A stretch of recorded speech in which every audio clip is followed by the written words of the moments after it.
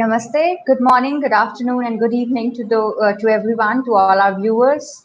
I am Coach Kumar, joining you from New Delhi, India. And today we have a very special guest with us, who is my mentor also, Mrs. Leena Haldar from Mumbai. So, yeah, here she is. Hi. Namaste. Hello. Namaste. Welcome. Hello. Thank you. Thank you. So before we start the show, I would just say, like my heart fills with a lot of gratitude that she agreed to come on my first one-to-one show, and she has been a great support to me. But I would like to know more about her work from what she does, and I would like her to introduce herself, ma'am. Thank you so much, Anandma. It's totally my pleasure and an honor to be your first guest. Thank you so much for considering me and giving me this place of honor. So, a little bit about me is I've been in this field of transformational work for around a decade and a half now. And I do a lot of coaching sessions as well as live workshops, everything that is centered around emotional wellness. So I have coached hundreds of people and have done more than 100 workshops. I'm certified by Hay House USA to do the Heal Your Life workshops. I am a trainer for EFT as well as for Law of Attraction. And I also do a lot of theme based workshops where I put in all my tools and I would look at a desired outcome and I would put a workshop together. That's amazing. Thank you so much. Thank So, I would like to know that what guided you to become a coach or to get into this field. Well, my journey started, pretty much with exploring myself. I was looking for more peace. I was looking for to feel more positive, to figure out a way of, feeling good about life. And I went for these certifications basically for myself. And when I saw how it sort of impacted me, my way of thinking, and my life, then I thought that it was time to spread the word because this kind of work is truly transformational in nature. Because the person that I was, say, a decade ago, and the person that I am right now are literally like two different people, I can tell you. There has been so much of transformation, and I wish and hope that kind of transformation for so many people. That's the reason I do this work. Wow, wonderful, amazing. So, ma'am, you said that you are a trainer in EFT also. So, Yes. can you please tell me more and viewers a little more about EFT? What is it and how does it Sure. work? So, EFT is a technique which is clinically proven to reduce cortisol levels. So, if you do a blood test before doing EFT and you do a blood test after doing EFT, there is a significant decrease of cortisol levels by around 24%, as opposed to traditional talk therapy where you talk to somebody and you say, I felt better after speaking to you, that kind of a reaction. That Mm-hmm. reaction would reduce your cortisol levels by, say, around 10% only. So, not only that, the effects of EFT are much more permanent because you tend to go to the root cause of whatever is the presenting problem. So, for example, if a person gets very angry, so the world only sees them as an angry person, and this person has a temper, and the person throws a tantrum or behaves in a manner that is unacceptable. That is what the world reads about that person. But Mm-hmm. actually, there is something else which is going on inside for the person. So the person is getting triggered by certain situations, and that trigger sets off an anger reaction in the person. Now, Oh. what we do with EFT is we try to go to what is the reason for this trigger. And the moment the trigger is identified, and we do some kind of a little bit of emotional work around it, where EFT has a way of which in which it balances the disruptions in the energy bodies. So, by which I mean to say that it makes you look at the same situation in a different way. It gives you a cognitive shift, a different point of view than what you felt earlier about it. So that point of view helps you to find more peace within yourself. So when you find peace within yourself, if you're a person who's showing up as an angry person, automatically that anger gets tuned down and you probably start responding rather than reacting in the way you would react. you know so Mm-hmm. it brings a much more peace and wholesomeness into anybody's life. And it's something that I use with nearly all my clients. All my private coaching sessions always have some amount of EFT in it because I find it is a very quick way to transform. Okay. So I have heard that EFT is self Yes, help technique. yes, EFT is a self help technique. Okay. But at times I do recommend going to a therapist because, see, what I have noticed in my practice with hundreds of people is that while EFT is a self help technique, what a coach or a practitioner does for you is that they hold space for you, because there is a Mm-hmm. certain probing and a little bit of detective kind of work to figure out what is going on under the surface, because most of the times if we knew what is the reason we are behaving in a certain way, then we would not Yeah. behave in that way. So Mm-hmm. awareness is the key. So a coach merely holds space for you, though I will be demonstrating EFT to you in a bit. You will learn the points, you will be able to do it. But then when a coach asks you pointed questions, you're able to sort of think a little deeper and reflect on where this is coming from. And then what happens is you're able to strike the root, you're becoming aware, and as you deal with the root, automatically what happens is the way you respond becomes different. So, that coach holding the space for you is what is truly transformational when you go to a therapist for an EFT session. In fact, though I see so many clients every week, if I'm really struggling with something, I will book in a professional session for myself also and make sure that there is somebody holding space for me, asking me pointed questions, so that I have that space to think deeper.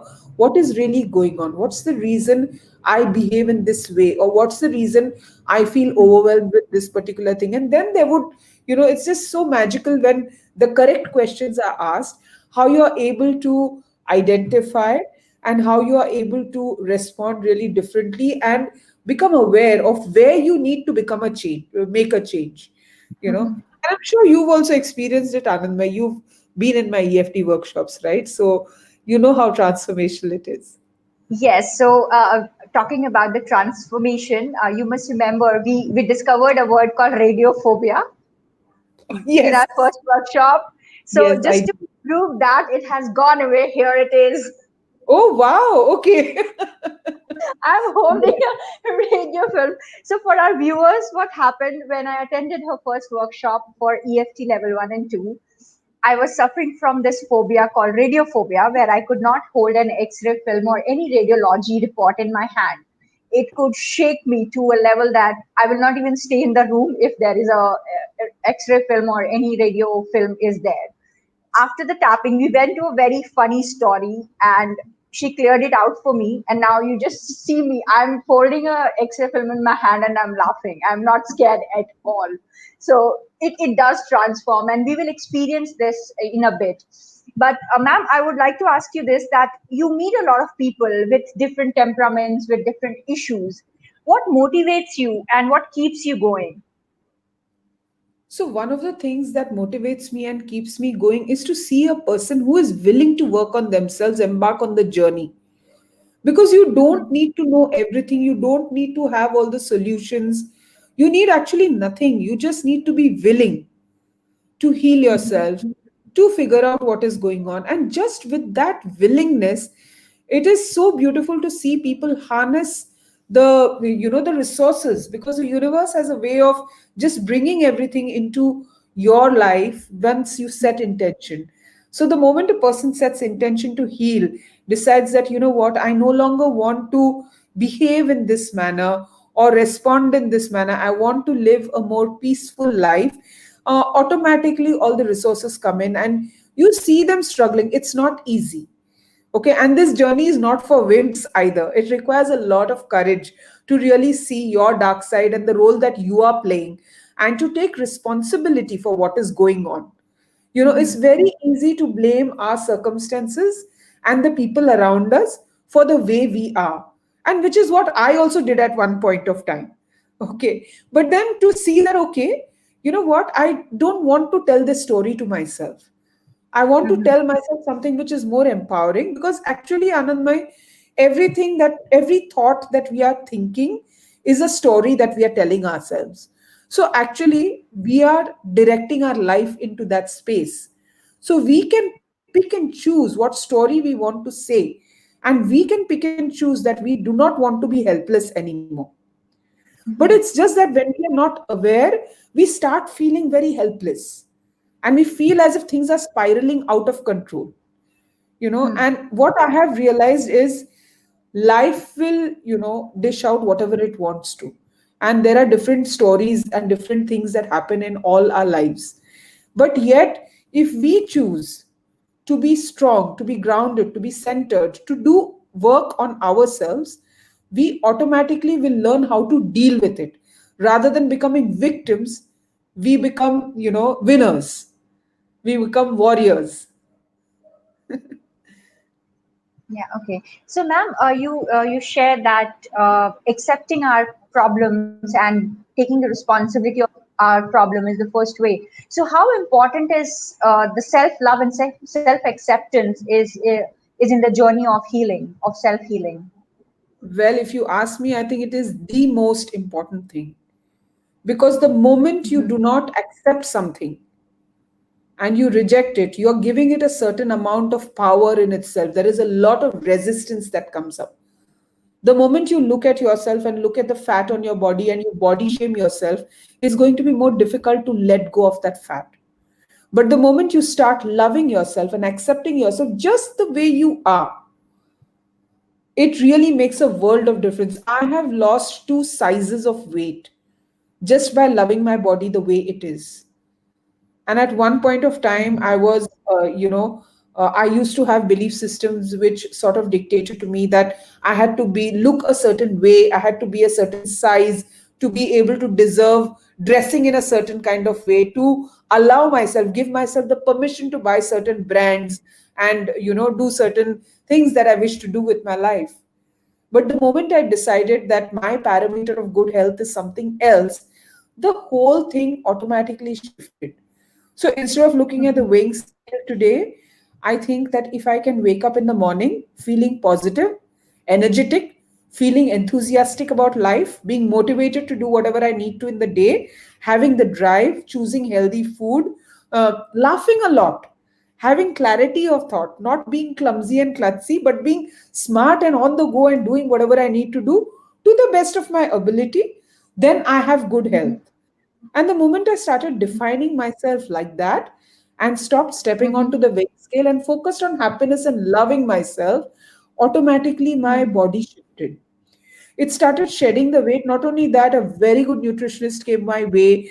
I automatically started wanting to eat healthier food. Automatically, I started choosing to exercise every day, which was a big block. So all of that automatically shifted once I accepted it. Many a times, accepting the way our life is and where we are is very difficult for us. But the key to loving yourself is first accepting, and then gently, allowing yourself baby steps and not being too hard on yourself, but at the same time loving yourself enough to handhold how you would handhold a baby, a toddler. Treat yourself like that and gently start moving ahead. And that really works very beautifully. Yeah, thank you for sharing, ma'am. I learned it from you that how to start the baby steps, and every time I fall, I still remember that this line, and then the life starts again, if I would say. So, ma'am, I would Absolutely. like for our viewers that if you have simple tips which everyone can follow, who is not a practitioner or who has not have any interaction with healing or Right. any alternative healing techniques, what do they do or how do they work on themselves, and especially during these times of pandemic and homestays? Right. So it is a very stressful time that we are going through, and all of us need all the support that we can get. But unfortunately, because all of us are going through that, sometimes we're not able to support each other, and we need to take onus of supporting ourselves. So there are a few tips that I would like to give. One is focusing on your breath. Deep breathing is beautiful because whenever you're going into any kind of a negative emotion, it's causing stress in your body. And the moment you're breathing deep, what is happening is your brain is getting oxygenated. And normally, when you are under stress, your brain is lacking oxygen. So the cortisol levels start increasing even more. So the moment you start breathing deep, what's happening is there is a very calming effect. And you sort of go from your lower brain, which is the reptilian brain, which has your survival instincts, which makes you sort of respond in a fight and flight manner, into your frontal lobes, which make you think with clarity and make you take action steps which are beneficial to you. So deep breathing is definitely one key. Doing affirmations. Affirmations are positive statements which sort of are not your reality, but that is what you want to experience. For example, if a person is anxious, if the person just starts saying that, you know what, I'm calm and I'm peaceful, then say the person can just breathe in, I breathe in calm and peace, and I breathe out all the nervousness. I breathe out all the anxiety.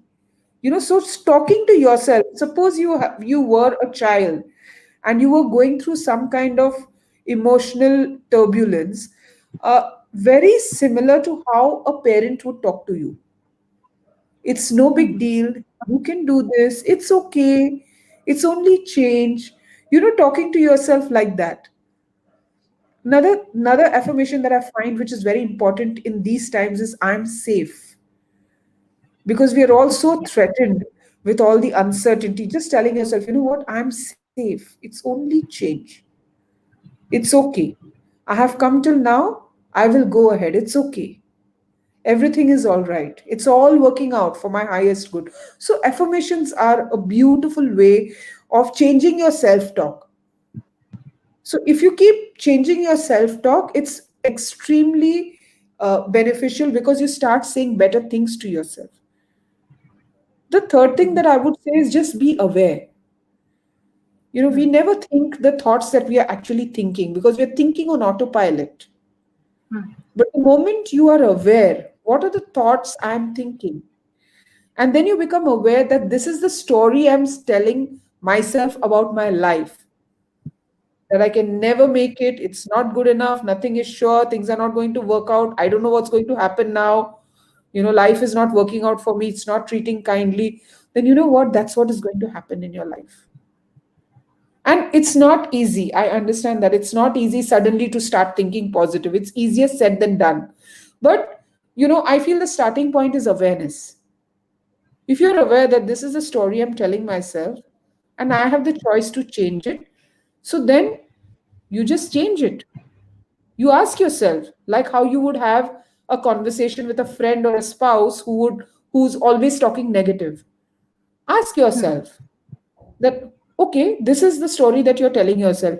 Is this what you want in your life? Obviously, if these are negative things, your answer will be no, right? Then ask yourself, okay, what is it that you want? And then you will start thinking, because most of the times when I ask my clients, okay, you know that you do not want this, do you know what you want? They have no clue what they want, because they haven't even thought of it, because in their mind that possibility doesn't exist. But if we don't know what we want, how will we ever get it? Right? So, thinking about the things that we want rather than thinking of the things that we don't want, that is extremely helpful.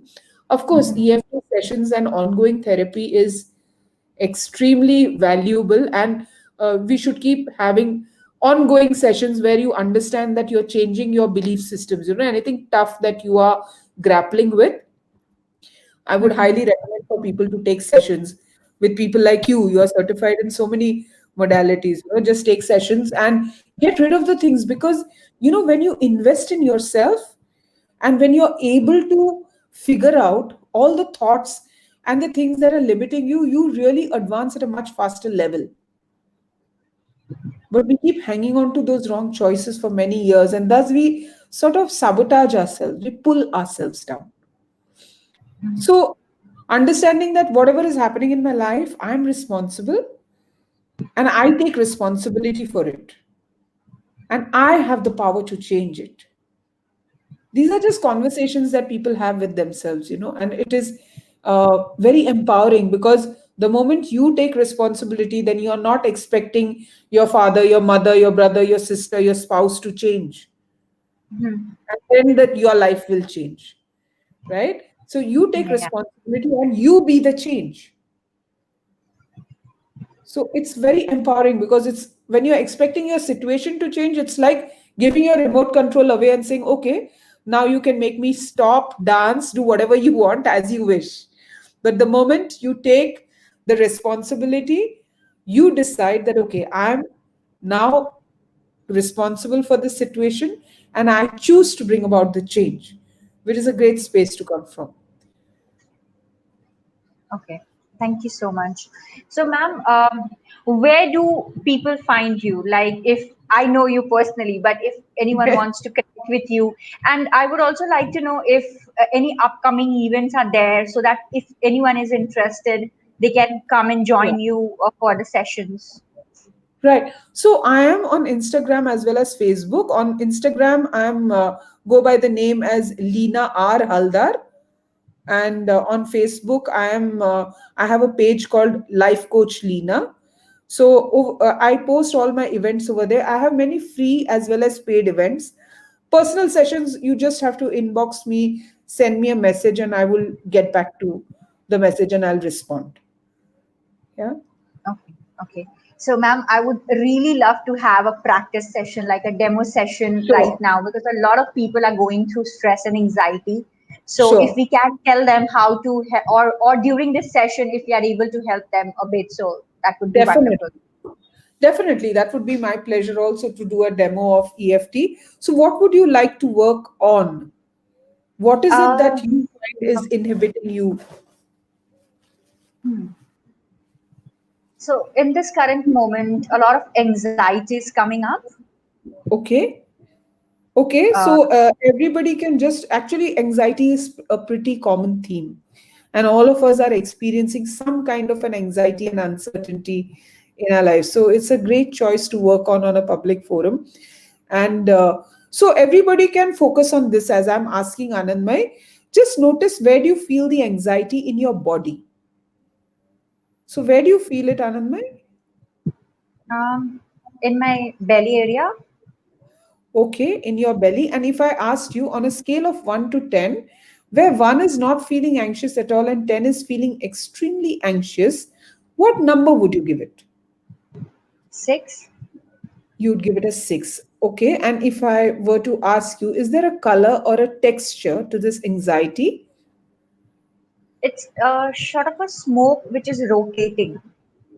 It is a sort of a smoke which is rotating. Okay, great. So we'll start tapping on the points. And before we go into the session deeply, we'll just do a demo of the points. So everybody can just get an idea of where the points are, and then we'll get into the session. Okay, so EFT is based on acupuncture. And while we do not use needles, we use the tips of our finger to tap on certain points of our body, which are the sort of energy hotspots. And when you tap on those points, what happens is the disruption which is there in the energy system, which is caused by any negative emotion, sort of comes back to balance. So it brings us back into wellness. Okay, so we'll always start with this point known as a karate chop point. So you can tap with any this hand, it doesn't matter. You can tap on any hand, it doesn't matter. Okay, Anandmai, will you also tap with me? So this is the karate chop point. You just keep tapping here a Mhm. few times with all your four fingers. And then when we are doing the session, we will be saying some statements and tapping out. We will be saying some statements and tapping. Okay, then you take your two fingers and the beginning of the eyebrow. Yeah, 5 to 7 times beginning of the eyebrow. Then the side of the eye. Then below the eye. Below the nose, on the chin, just below the shoulder blade. Under the arm, in line with the nipple, just like a monkey. Yeah. Then on your thumb, your pointer finger, your middle finger, and your little finger. If any of you are pregnant or trying to conceive, don't do your fingers, just do the karate chop. Okay, just giving a disclaimer. Yeah. Okay. So, yeah, we're talking about anxiety. It's in the belly. It's at a Yes. six, and it's a smoky, round, rotating feeling, right? Yeah. Okay, Sort great. of a Come, let's tornado going on in my stomach. like a tornado going on in your stomach. Great. Okay, thank you. Let's start tapping. Even though Even this though repeats to me, I'm feeling this anxiety, I'm feeling this anxiety. and everybody can repeat these statements. Okay, just start repeating into these statements. You will tune into your own version of anxiety. So, not to worry that I'm working with Anandmai, you will anyway experience some kind of benefit from it. Okay, so even though I'm experiencing anxiety Even though I'm experiencing anxiety and I'm experiencing it in my belly, and I'm experiencing it in my belly, I choose to relax. I choose to relax. Even though Even though this anxiety is at a six, if this anxiety is at a 6, and it's like a smoky cloud, it's like a smoky tornado.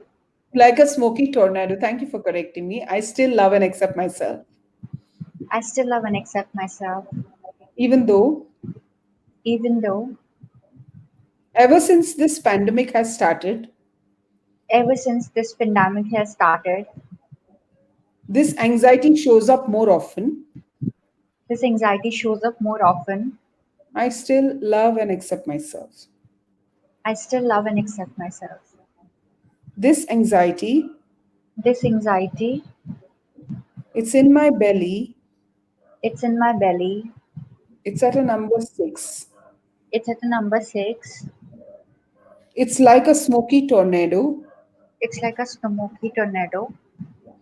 This anxiety, This anxiety, I tend to feel it often, I tend to feel it often and I feel anxious and I feel anxious.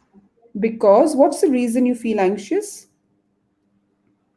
Um, it, it feels that things are going out of control, Okay.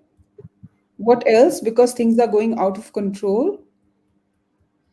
and then I might not be able to control it and it will get worse. Okay.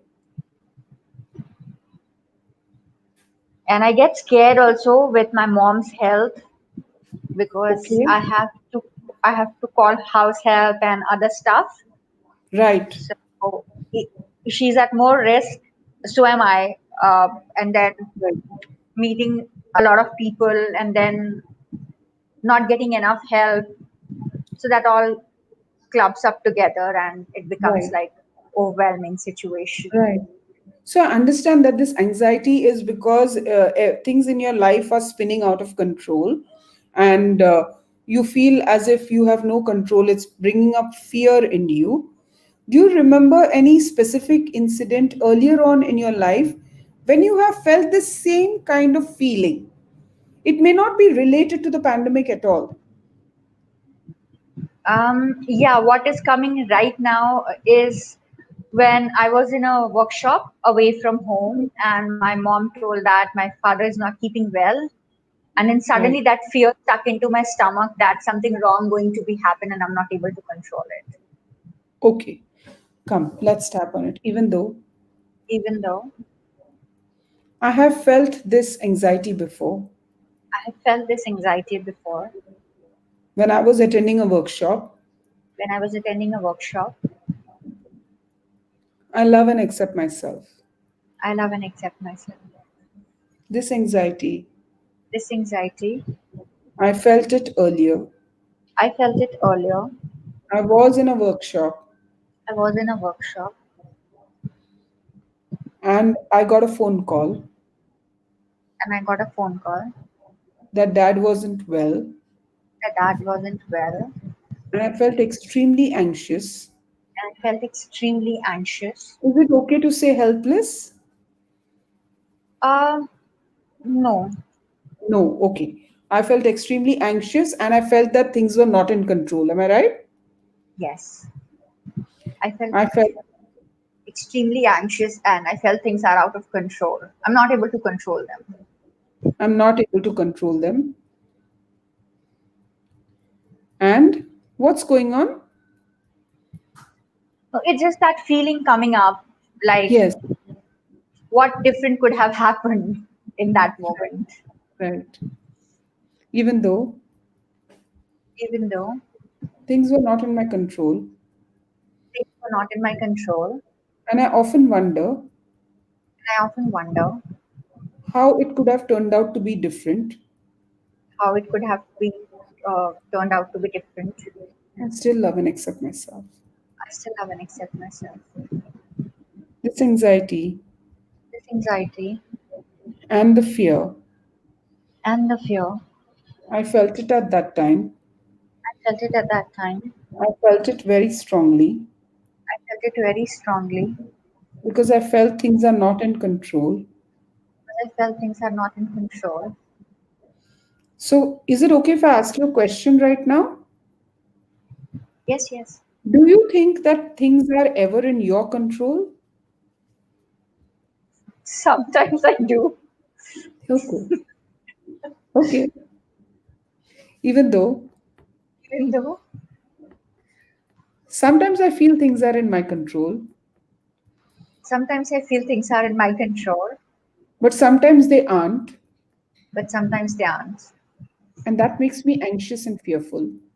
And that makes me anxious and fearful. I love and accept myself.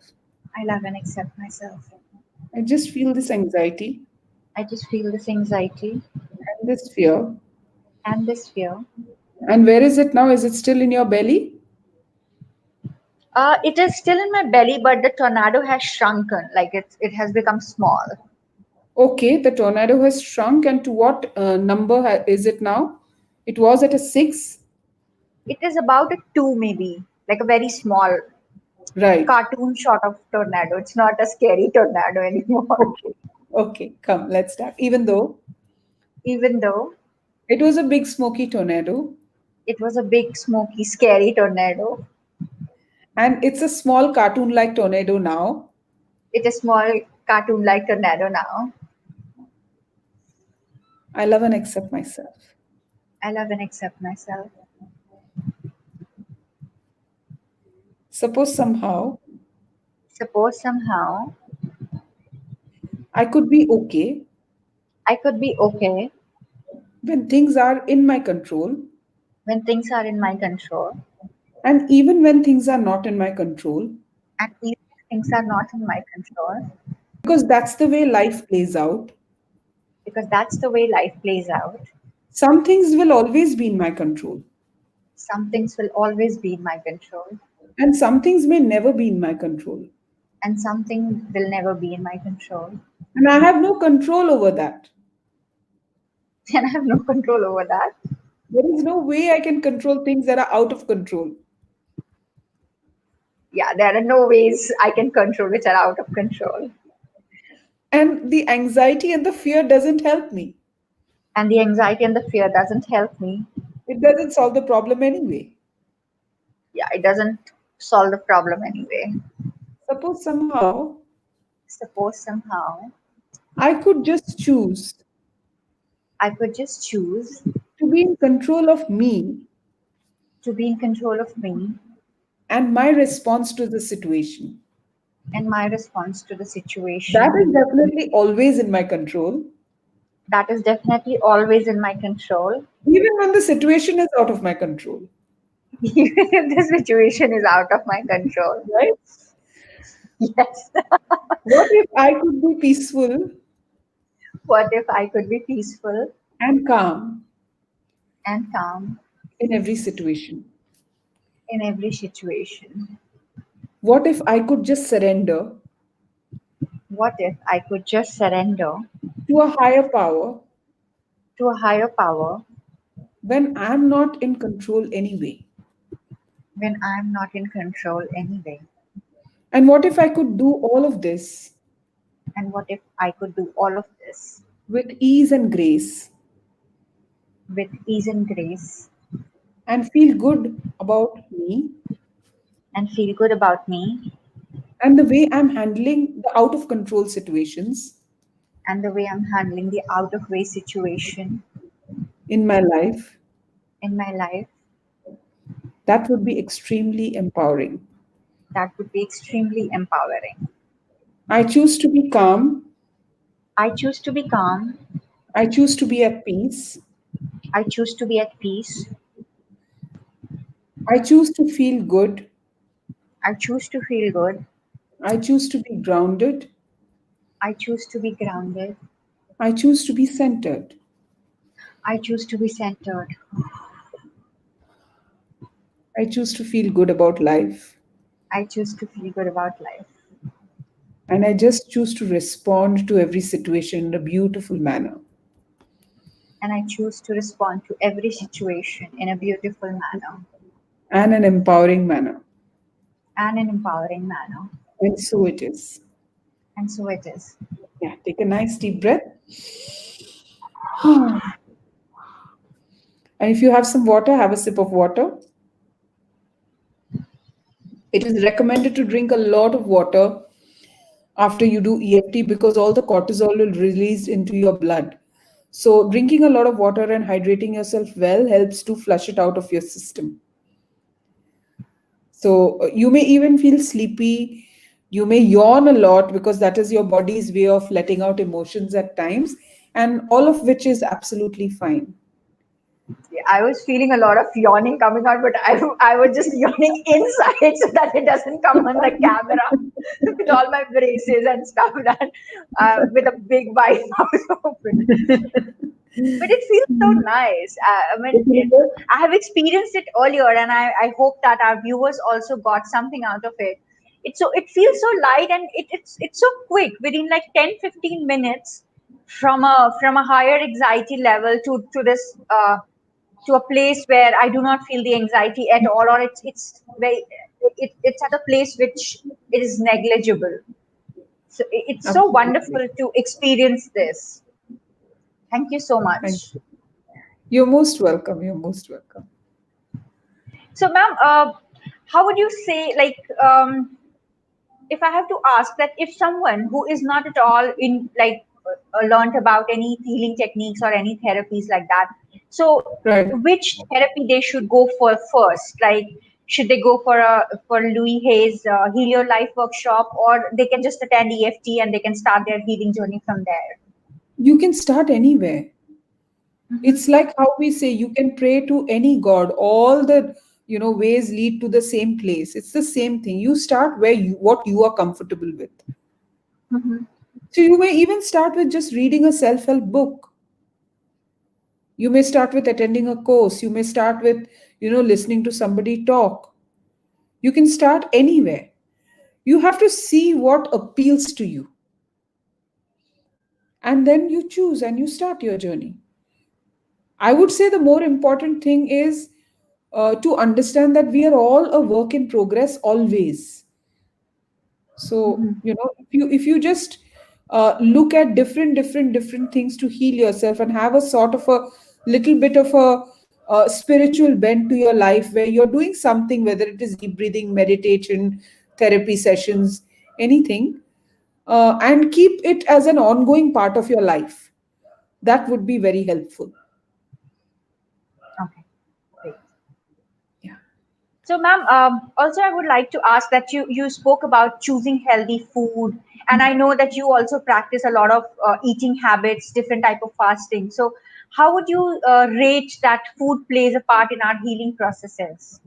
So, healing is always, when you look at healing, healing has four aspects to it. There is physical, emotional, mental, and spiritual. And all aspects, when they are covered, that is when the complete healing happens. So, if I only do my effort, I may start anywhere. Okay. Like, for example, I started with emotional and mental well being, Mm, whereas somebody else would start probably with exercising and going on a great diet. Somebody else may just start with meditation. And there is nothing wrong or right. You just start with anyone. But as you progress on the journey, there comes a point where you realize that the other three are also important. And ultimately, the circle is complete when you have chosen all four. Mhm. So, to bring it into more perspective, physical well being would be exercise, a proper diet, having supplements, and all of that. A spiritual practice would be meditation, some sort of a chanting, some sort of maybe visiting some religious places of worship, following a guru, all of that. Uh, your mental health would be, what are your attitudes? What are your beliefs? How is it playing out in your life? And your emotional health would be based on our belief system. We will have different emotional reactions to different things, right? So if you keep working on your mental beliefs and your mental health, automatically your emotional health is so deeply connected that it will get sorted out. So we have to work at all. So if you look at a person who has any kind of a disease also, uh, your disease is due to certain thought patterns that you're thinking which are toxic. So if you try to heal yourself only physically, Mhm. but you do not try and look at the mental aspect of it, the healing is never complete. And if you look only at the mental aspect and you do not look at the physical aspect, then again the healing is not complete, right? So Mhm. while we all should go to a doctor and take the recommended medications, we should also look at what is the thought process, what is the toxic thought that has caused this kind of a reaction in my body. Because the moment you have a disease, that means you are already thinking the toxic thought pattern for quite some time. Okay. Because disease will first manifest in your auric field, in your energy body. Mhm.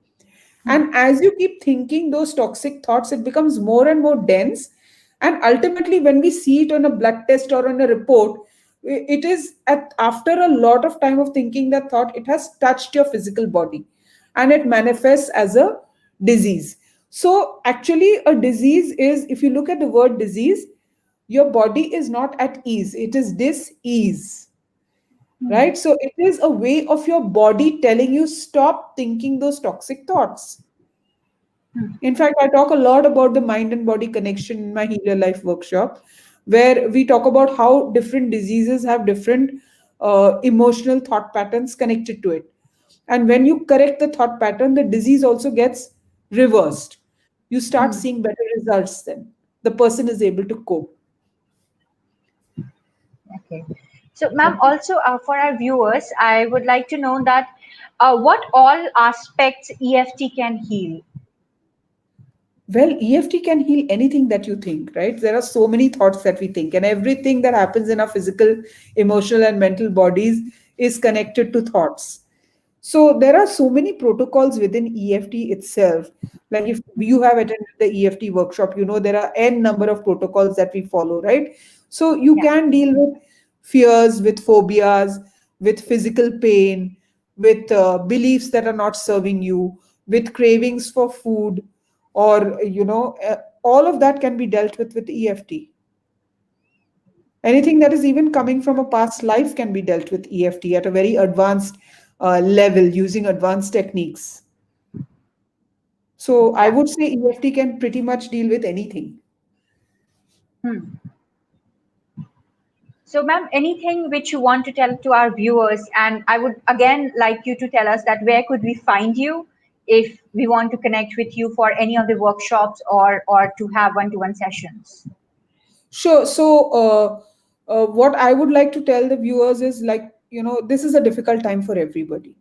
All of us have uh, different versions of anxiety, uncertainty, and such kind of emotions going on. So, each of us have to take onus for ourselves, and we have to be responsible for our mental health. Talk to people, and don't go into a closet, and don't try to suppress your feelings, and also having a little compassion for people around us, because everybody is going through the same thing. Under normal circumstances, we know a few people who are going through a bad time, and some people are also going through a good time. But right now, all of us have different versions of stress going on for us, right? So, doing self work and having some kind of a practice which makes you feel calm and peaceful is very important, more than any time. It is so important today. So it is really the time to, look a little inward and see what is really going on and transform. And if you need my help to do that, I'm happy to support. And you can find me on Instagram. I go by the name of Leena R. Haldar. And on Facebook, I have a page called Your Life Coach Leena. So, no, sorry, Life Coach Leena. And you can find me there and you can send me a message. I also post about all my programs. So, there are a lot of free events that I do and a lot of Mhm. paid events as well. So, all the information is always there on my media handles. Thank you so much. Thank you You're so much, most ma'am. welcome. So I am just trying to add our other people as well here. Sure. So then, really joining in from Australia. Rakesh is joining us from Hong Kong, and we have our favorite Kim here from North Carolina. And this is Ankit here again from New Delhi. And hello everyone, this is my mentor, Mrs. Leena Haldar from Mumbai. So, how are you doing? I'm good. Thank you.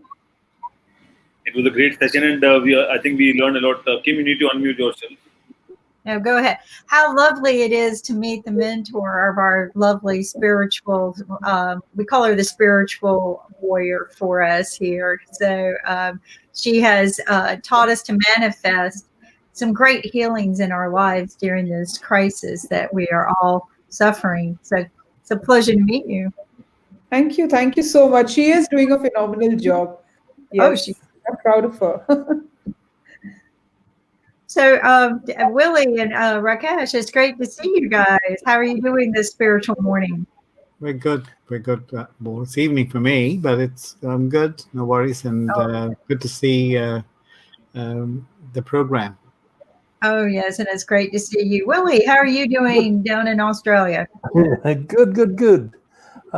Yes, I've only got 3 more days in quarantine, then I'm out of here. Awesome. I love to hear such good news. So it's been quite a challenge for you to be in quarantine. And but what happens after you get out of quarantine? What do you get to do? So what I did in quarantine was set up the work that I'm going to do outside. I'm in the middle of Australia, and sometimes you have Wi-Fi issues. So in my quarantine, I'm putting together all the content that I need to build. So when I get to the Wi-Fi stage, I'm working offline. So that's what I'm going to do. Okay, well, that is awesome. You always stay busy and productive, and that's a good way to keep from getting depressed. Is to keep your life staying busy and productive. Rakesh, how you're in the process of moving? How is that going? Will you have to go into quarantine? Yes, I'll have to go into quarantine in New Zealand, and it's out here. We're getting ready for it. No problem. No, I don't know. It depends on where they place me. I hope it's a decent facility. Oh, well, I hope so too. I hope that they make this as comfortable for people as possible because, going into quarantine doesn't necessarily mean you're sick. It's to prevent anything from traveling, but they don't want to make you sick. And look who we have from California. Or are you in California right now? You talking to me? Yes, I'm talking to you, Jeff. Where are you at? I'm in Washington State. I'm Washington. near British Columbia. Okay, so there he is. And look at him. He's all decked out for Peace Day. Hey. So, Anamandame, what do you have for us today? So I have brought my coach, my mentor today here for all of us. So if you have any questions for Leena ma'am, you all can ask. So today the stage is for her. Okay. Anybody have any questions? So, Leena ji, I would like to know that, during this pandemic, everyone is at home and it's difficult to, keep yourself positive and motivated and keep following the same process because it's not, it's not mandatory or it's not required to go outside if you don't have any urgent work to do. So how people will manage this life, and also it's difficult to say that how much time we need to stay at home. So how can we balance that time and make sure that we are still healthy from inside and being well and stay happy and all this stuff. Yes, so what you're saying is really right. We don't know when we'll be able to go out, and as much as possible, we all sit cooped up at home.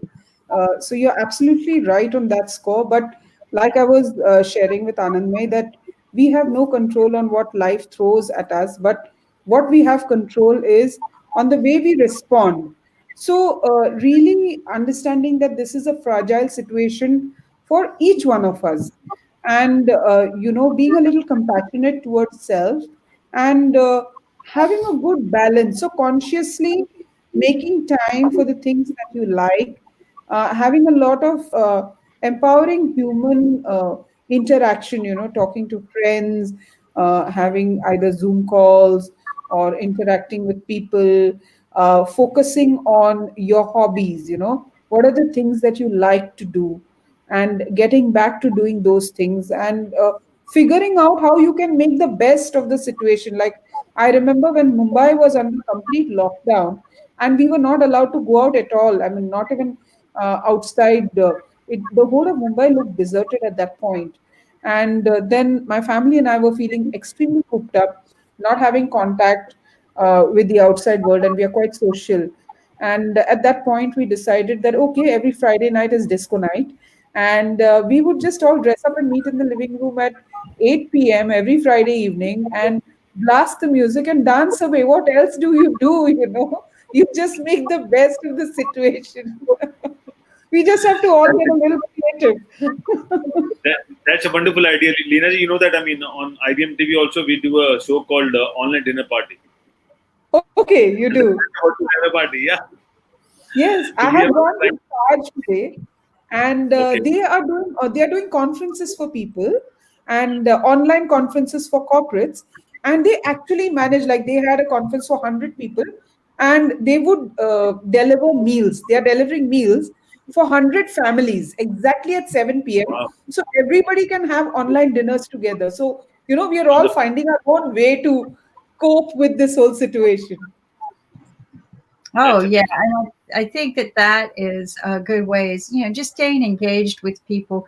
All too often, people like, and I heard you mention about, we just kind of keep our minds in the closet. All too often, as we are forced into this seclusion, we kind of go deeper into seclusion, right? We go deeper into our shells, and that's hard on a lot of people. And then people don't understand other people. We're all different in many, many ways. What are some good things that we could be doing to relate to people, to calm things down and unite people? And because there's going to be so many people who just aren't getting into that united part, right? They're getting excluded and separated, mainly because maybe they don't feel comfortable coming out of their shell. Right. So yes, there are different kind of people. Some people who like to interact a lot, and some people who are introverts, so to say, and don't feel comfortable interacting a lot. And even before the pandemic, the world was made up of all kinds of people. It's just that we could choose where we could be, and now it's out in the open because we are all cooped up together, and it is a sort of a situation where we can't do too much. So the only thing I think we can do is, have a lot of conversation, which is genuine conversation. Talk about your feelings, call up your friends, speak to them, speak to your colleagues, tell them that this is how I'm feeling, or I'm having a hard day, I'm feeling like this. And also be aware, like I was telling Anandmay, look at what is the self talk that is going on for you. What are the stories that you are telling yourself about how your life is turning out to be? Become aware of that and ask yourself, is this how I want my life to turn out? And then decide, take onus, take responsibility, and figure it out. But mainly, I think everything can be sorted out if we are a little open and we don't suppress our feelings. But because what happens is, the moment you start suppressing your feelings, it's going to erupt like a volcano in a bit, in a few days, in a few months, in a few weeks, depending on what your threshold is. But if we are all communicating about the way we feel, then there is scope for empathy and understanding there. That's what I feel. So communication needs to happen on a priority. Oh, and I agree that communicating is very, very important. And maybe too, even if you're like building up on the inside, try to go out and get some fresh air, release it as best as you can, just by maybe doing some exerting work and just getting that aggression out and doing some self prayers before you engage with other people so that they don't misinterpret what you're trying to do. Kind of calm the situation down, your own storms down a little bit. And like you said, sometimes when just suppress them, they come out wrong. So sometimes the best way to do it is to go, Dr. Toole always tells me, put some ice on that head, go cool down just a little bit, right? But what he's saying is, yeah, maybe you have a right to be upset, but go exert yourself a little bit, get that out of you, right? And then come back and readdress it, and then communicate, because sometimes communicating it right off the top is not the best way. What do you think? Yes, definitely. There has to be some kind of, I mean, if you take responsibility for yourself, you'll first learn how to respond rather than react. Because when you hear the word react, it itself sounds like a chemical reaction, right? There's a lot of activity going on inside that test tube, and there are a few bubbles and probably some foul smell that comes out, which nobody wants, right? So, similarly, if we all focus on how we need to respond to the situation, which means not just going and openly talking about everything that we feel, which is erupting like a volcano, but really figuring out what is going on. And then, after you have sort of sorted yourself out, you have a nice, mature conversation with people. And like you said, it's important to have balance, blowing off your steam by having enough of exercise, eating nutritious food, nurturing yourself, taking care of yourself, and seeking all the activities that you can do. I feel balance really has a way of making people feel at ease if you have enough balance of everything in your life. I agree. What is EFT? It's called emotional freedom techniques, and it is a technique which is based on acupuncture. So you tap on a few points in your body while saying statements out aloud. And whenever you go through a trauma or some kind of a negative emotion, what happens is your energy body goes out of balance. So when you tap and you say these statements out aloud, your body automatically comes back into balance. And how you see it is you start feeling calmer, you start feeling more composed. You probably have a cognitive shift. Coach Lina, a quick question. Have you ever used applied kinesiology testing? Yes, actually, kinesiology is very much connected to EFT. Kinesiology is muscle testing, right? So you Yes. can get yes and no answers, and what your body is trying to, how your body is understanding or perceiving that particular information that you're processing, whether it is accepting it, whether it is rejecting it. Okay. I want to use it for selecting co-founders or business partners. Is that You applicable or can. is not applicable? Yes, it is applicable. You definitely Okay. do get some insight. Okay. Thank you. Welcome. Wow, I've never even heard of that. So this has been very educational. Sharif, welcome to our spiritual morning talk. How are you doing today? Yes, I'm fine. Thank you. Can you hear me? I hear you. Yes. Beautiful. You got a good Okay. mic today. Okay. So yes, I'm fine. I'm okay. Thank you again, IBM TV, New Days, and with the previous friends. So I think today I find another new friends from IBM TV. This is very good. Every day new face are joining in IBM TV. It's mean that you have a small but strong growth. Okay. Okay. Yeah. So, That is yes. in your language, small is good, less is. Yes. Small is beautiful, less is more. Yes. That's a wonderful term. No. Okay. We could probably say that too about how we build our spiritual growth. Do it slow, just like you would do any kind of physical fitness, right? Don't try to overwhelm or consume yourself. Try to learn as you grow. And that's one of the things that this has been for us with, we call our coach Kumar. We just, this has been good. Everyone who's ever been here, we always walk away feeling better, like we reboot and refreshed ourselves. And I'm glad that this is moving into more of a show that we'll start doing some of these exercises and prayers, because that's what we need more of. Yes, Ankit. I would like to know from Leena ji that people go to gym to build their muscles and strength and all this stuff. How can we build our inner strength? Because we need to have those willpower and inner strength to make sure that we'll fight with this pandemic and also with negativity and all this stuff. I'm not sure. I try to do it in certain ways. I'm not sure whether I'm doing right or not. But generally, as a professional expert, what's your take on that? So let me ask you, what are the ways in which you are building your inner strength? I just trying to divert my mind and focus on what I wanted to do and enjoy and do the work which I wanted to do and make sure that we follow the process. Regularly. It's not like that I'll do it for one day. And also, I try to do things which keeps me happy and busy and which keeps me satisfied. Because if you don't do things which is not in your control, or where you don't feel good about it and you just have to do it for someone like that. So sometimes you just have to do it, but you don't feel good about it. So there's small task and all the stuff which makes us. In fact, suppose sometime when you are very busy for like a week or so, and once you get that 5 minutes of time, you generally you got a. It's kind of retreat for you basically, that 5 minutes, and then you suddenly get back to work and all that stuff. So there's small ways to do it. I'm not sure whether it's right or not, but that's what I follow.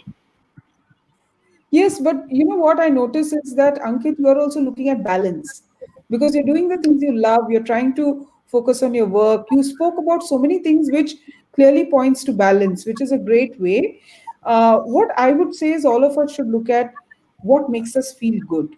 Of course, there are some things which we have to do, but there are so many things that we can choose which make us feel good. And somewhere down the line, I feel that most of us have also, because of the busy schedule we had, stepping out and all, we have forgotten so many things that we used to enjoy in the past. So going back to that, looking at things that we love and spending time doing that, and looking at all the sides that you can develop of yourself, like I mentioned a little earlier, look at all the aspects: the Yeah. spiritual aspect, the mental aspect, the emotional aspect, the physical aspect, and look at what makes you feel joyful. For example, in the pandemic, I like learning a lot of long prayers. So I've taken up chanting. It's something that I've wanted to do for a long time, but never got down to doing it, because I've been busy having kids and looking after my career and looking after my home and so many things that I always put it on the back burner. And I think the pandemic gave me the perfect opportunity to pick that up as a skill that I wanted to master. So I chant every day for 1 hour, and I really look forward to that 1 hour of chanting because it gives me immense joy. Similar Yeah. to painting. I enjoy painting. I've taken it up again. So I have once a week a painting day, chanting I do every day. So all this over and above looking after my home and doing my work as well. So it's very joyful because I have a packed day, but the packed day is also filled with so many things that I love and which gives me joy and happiness. So automatically I'm not crabby when I'm at home. I'm a nice person most of the times to hang out with because I'm in a good mood. So I think you just have to look at that. I think we talked about that When with you, Coach Kumar, that it's better to express happiness around everyone because they would rather be around that than a grumpy person. And I thought that was so funny when she did that last week. Do you want somebody who comes in the morning and where's my coffee? Or do you want somebody, hi, good morning? And of course she's right. That's what I loved how she did that last week. It stuck in my brain. So every day this morning, I was always trying to be cheerful. Hi, good morning. Everybody's like, "Who is this?" But would you guys mind if I take a special moment and ask all of you to join us just for a brief moment on a special report and for a special prayer of a very special person who just passed in the United States? One of our Supreme Court Justice, Ruth, if I can get her right, one of our Supreme Court Justice, Ruth Bader Ginsburg, passed away. And one of the things that I just really respected about her was the way that she stood up for the minority people and for human rights, real human equal rights. Not many judges would stand in such a ground in our society the way she did. And I'm just going to, express deep sympathies to her family and friends. I know that she dedicated her life, her time, and sacrificed probably many days of being with her family to make certain that justice was served in our country, but it was equally served, and everyone was given equal rights. I mean, she even pursued equal rights for gender choice. She pursued rights that went against most religions, and that is very unheard of. It's going to be very difficult to fill her shoes. Wait a minute, I mean her heels. And I don't mean that in disrespect, because it takes a lot for a female in this country to get to the position that she was at. I think that she broke barriers. She was a pioneer, not just for women, but for real human equal rights. And from the bottom of my heart, I regret that I never had the opportunity to meet her. And I pray that we find someone who will serve our country as well as she did. And I know we have a special report from our White House correspondent, if we could play it just for a minute on behalf of Supreme Court Justice Ruth Bader Ginsburg.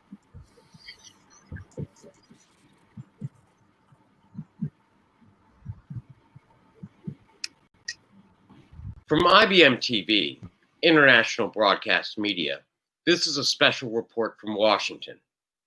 Supreme Court Justice Ruth Bader Ginsburg died Friday, September 18, 2020, of complications from metastatic pancreatic cancer, the Supreme Court announced. She was 87 when she passed at her home in Washington, D.C. Chief Justice John Roberts announced, quote, "Our nation has lost a jurist of historic stature. We at the Supreme Court have lost a cherished colleague. Today we mourn, but with confidence that future generations will remember Ruth Bader Ginsburg as we knew her, a tireless and resolute champion of justice," end quote.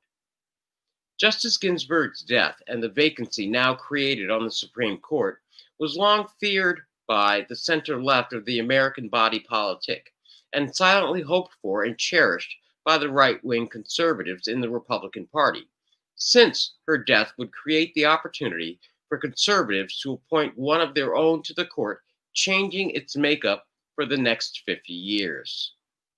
Senate Majority Leader Mitch McConnell, who blocked consideration of former President Barack Obama's Supreme Court pick for over an entire year, has openly invited and planned for this day, mocking Democrats that when a vacancy arrived, he would push through a nominee with utmost dispatch and speed.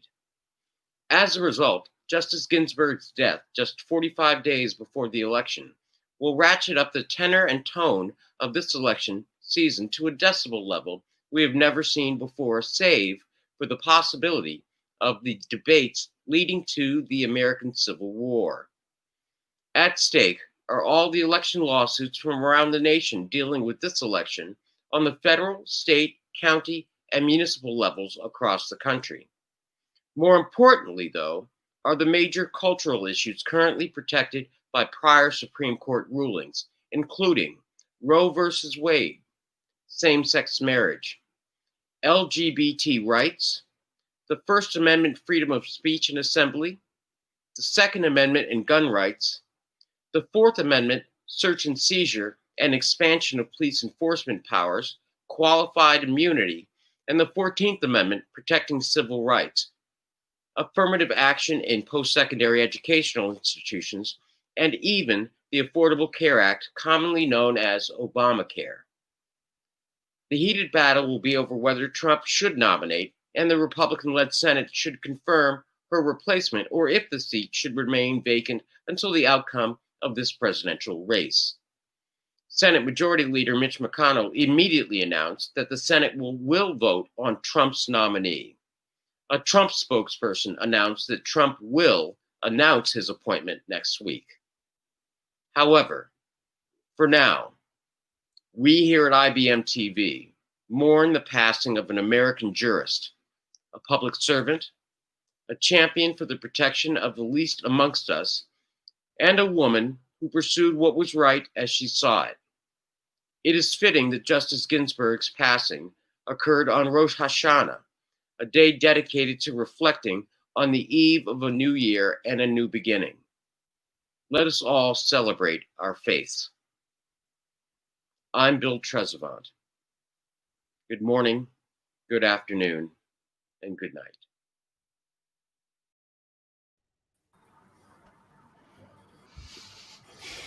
So, again, I thank you guys for allowing us this brief moment to reflect upon probably one of the most greatest women in our country who served us with such dignity. But as Bill reported, she cared for the people that the system doesn't care for, right? She made certain that all human rights were created equal. And I hope that they are unable to stop the laws that she established. But anyway, she was a beautiful person, and I hate that it's all being drawn into political. Her death should be celebrated. Her life should be celebrated, and all of her good things we should reflect upon as making peace in our country, right? Making things equal so that everybody has quality of life. But anyway, would one of you lead us in a prayer? Coach Kumar. I have my mentor today. Ma'am, please lead us to a prayer for today. Sure. So, do you want this prayer to be dedicated to her or just a general prayer? Well, to her for today would be nice. Okay. Could you give me her name again, please? It is Supreme Court Justice Ruth Bader Ginsburg. Is it okay to say Supreme Court Justice Ruth? Yes, that would be fine. Great. Okay. So I'd like you to close your eyes and take a nice deep breath, centering and grounding yourself, feeling calm, peaceful, and connected.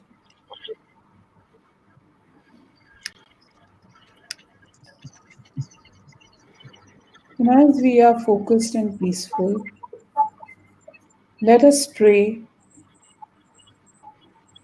for the soul of Supreme Justice Ruth.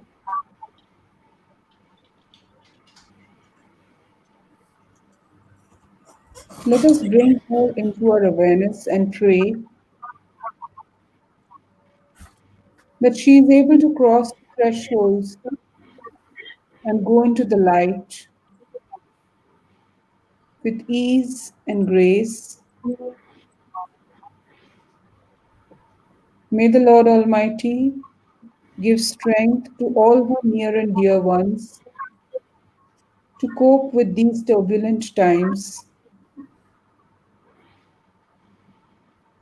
and for them to know that there are so many people with them, supporting them, giving them strength to grow through this grief. And may her soul be blessed forever and ever into the light with the masters and the angels forever in peace. And so it is. Now you may gently open your eyes whenever you're ready.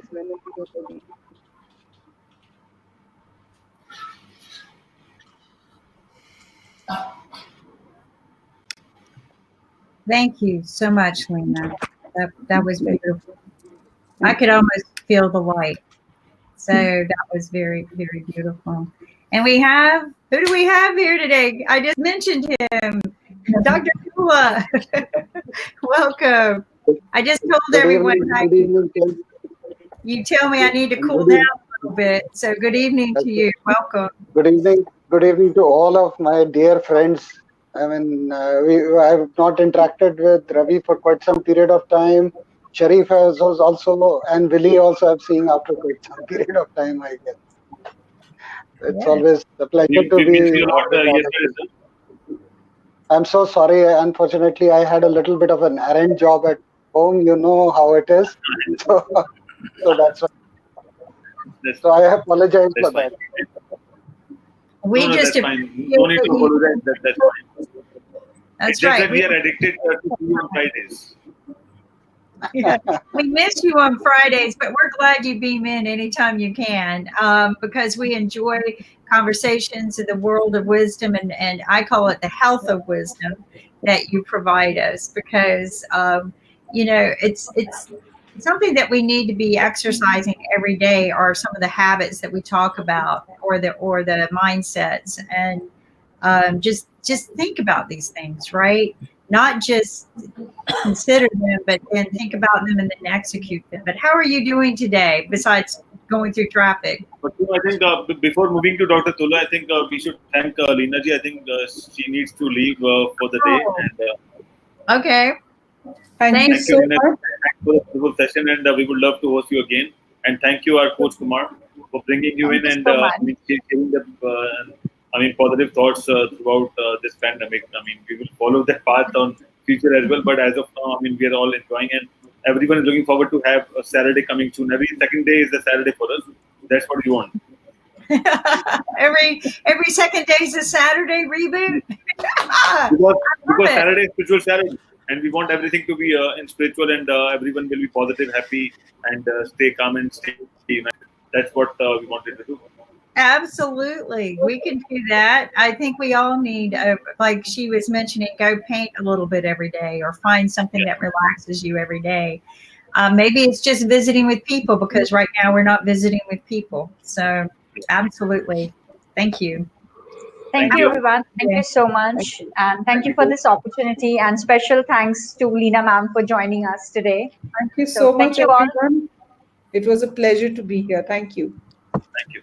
Thank you. See you all next week. Take care till then. Bye. Thank you. Bye. Take care. Bye. Wow, such beautiful women. Just lovely spirits. So, made me feel better. And thank you guys for giving me a moment to mention about the passing of a very special person in our country. But now let's move on to happier subjects. Dr. Tula, and then we got Jeff is back. Welcome back, Jeff. I'm here for a bit. So we're when you have a spiritual reboot like that, it feels good to move forward mentally, and then physically we need to move forward, put our smiles back on our face, do some good physical therapy and exercises, which I'll be doing later today. But Dr. Tula, what's going on in your neck of the woods? So we are, so last 2, 3 days have been pretty, dismal for our part of the world. So the numbers are growing, and especially in the Delhi NCR, where we basically, Ankit and I both stay. So the numbers are, it's a worrying situation at the moment. So we have quite a lot of people who are down with COVID, and the hospitals are also now started to run and to near full capacity. So, except the government hospitals, of course, I'm talking from the private hospitals or the corporate hospital point of view. So, all does not look well at the moment from this part of the world, but still things are not absolutely out of control. But yesterday, you will be surprised that I had gone out for a little bit of a rendezvous in the evening, and I was extremely surprised to see that in when it comes to societies or areas of neighborhood which are within close confines, people are using masks. But when you go outside in the, you drive a little outside, you find that people don't even bother to wear masks, and there is no social distancing happening, which I presume is a very, very frightening scenario. Because if we don't take that care, I'm telling you, we are heading for trouble. And I unfortunately, that is something which I have been an outspoken, proponent for. That means mask. I don't know what is the problem. Why don't people get that sense? Because see, if you talk about the government also, see, in India, what happens is, even if you call someone, there is a message about coronavirus which plays first, and then the call gets connected. And in that message also, they are telling very clearly that you should maintain social distancing, you should wear mask. I think people have just got complacent, and complacency is not going to help us, because in the near future the weather is going to become cold, so there is going to be more crowding at places, and I don't think it's a very good scenario if we don't adhere to these protocols. I couldn't agree with you more. Dr. Tula, I want to ask you some questions about wearing the mask and following the proper social distancing.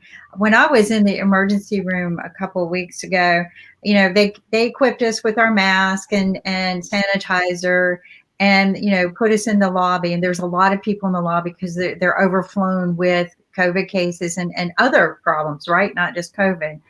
And so waited in lobby and put my mask on. But then I would look around and people weren't following protocol of distancing. They were cramming in together and they were doing this, which was irritating me. They were doing this and talking or talking on their phone. That's not wearing a mask, is it? So that is basic etiquette of mask. I don't understand. I mean, honestly speaking, it's not rocket science. It's just a mask. I know. So I think we should get Jim Carrey on the show, and I mean he's supposedly the mask, right? And maybe he tells them how to wear a mask. I think you need to get these kind of people. Right. Yeah. So, you have to get them on the show and get them to teach people how to wear masks, because they're not listening to doctors, I guess. No, they're not. But I like your So idea. either you get satirists. I think now is the time that either satirists come and show how to wear a mask, or maybe artists come and show how to wear a mask, because I think people have stopped listening to the scientific community. I agree with you. And kid, I have a great idea. Yep. ShadowCon. Let's get him on and show us how to wear a mask. World famous celebrity like him. I am certain that, and I'm certain that he could inspire and influence us. What I found interesting is even Matthew McConaughey, who is pretty famous in the United States, not only promoted wearing a mask as it being a badge of honor, but he bought millions of them and issued them all over the country, like out of his own pocket. He donated millions of masks to homeless, to schools, they just went everywhere. But he was, and people still don't. It doesn't matter. People were like, no, it's not a badge of honor. It's bowing down to the government or whatever. Yes, Ankit. So how about if people will wear masks, they will get $1 every day.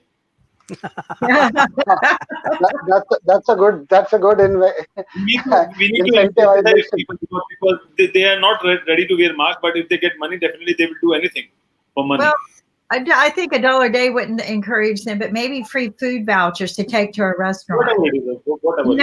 I agree with you. No, I agree with you. I love the $1 a day. I love the $1 a day thing. But yeah, I agree that maybe free food vouchers to help stimulate the economy, because if you're wearing your mask, you know how to go to a restaurant. I agree. That is awesome.